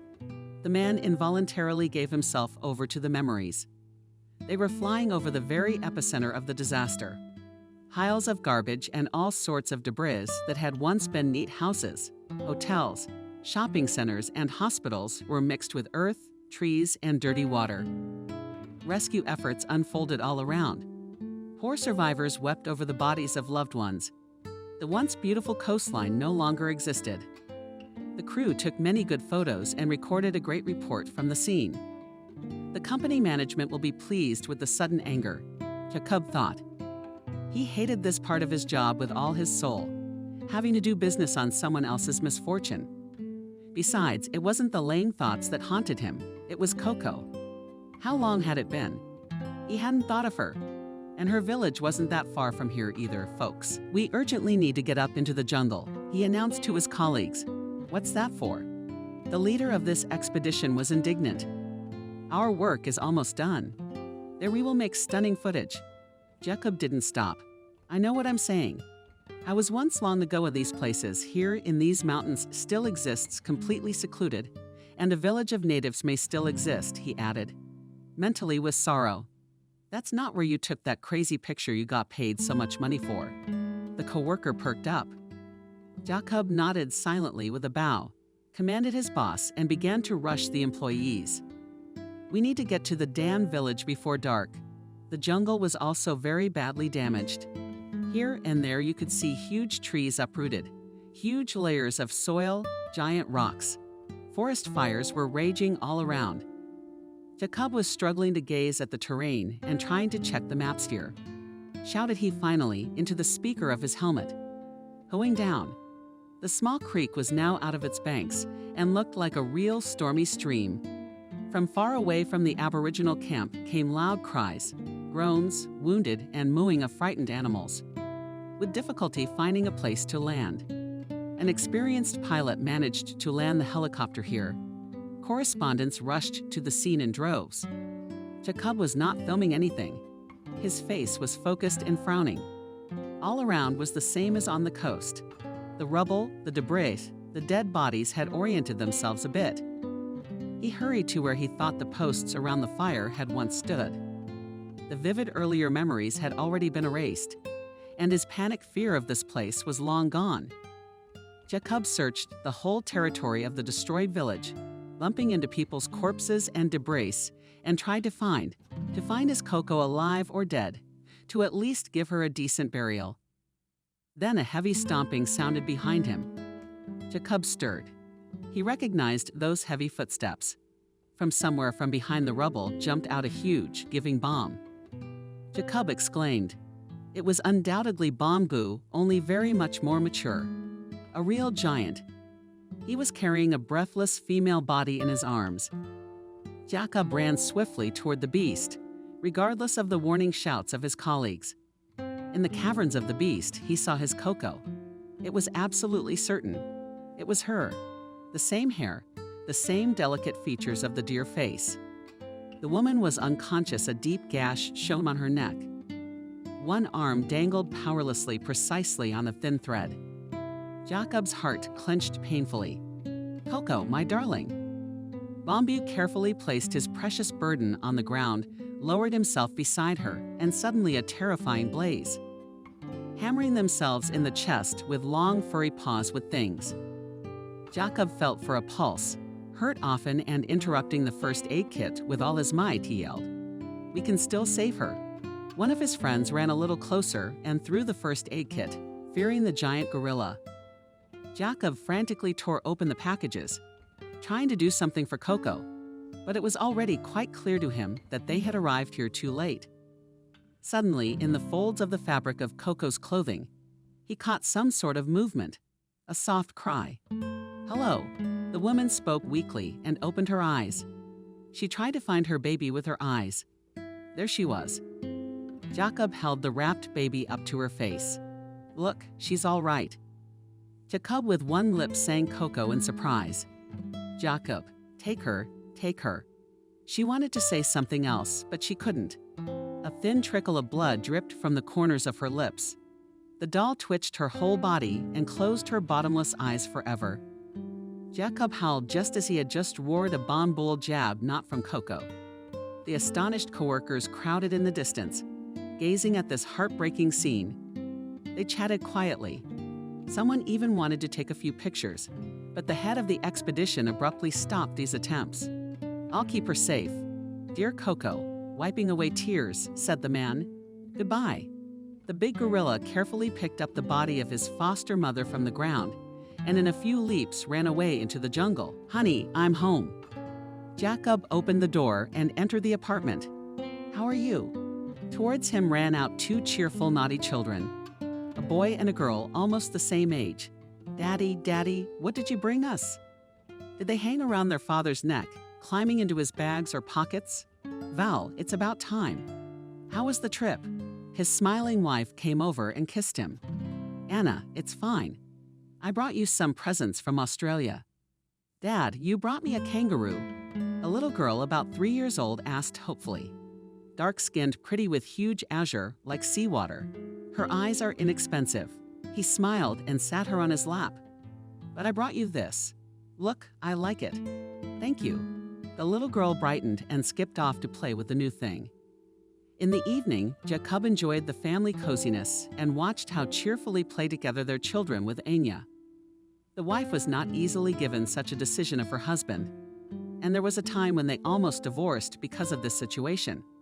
But now it's all in the past. Little Alice, that's what he decided to call her, managed to melt the resentful heart of her adoptive mother, and she took her into the family and began to bring her up as her own daughter. Finally, Jacob was completely happy. He no longer felt guilty about Coco.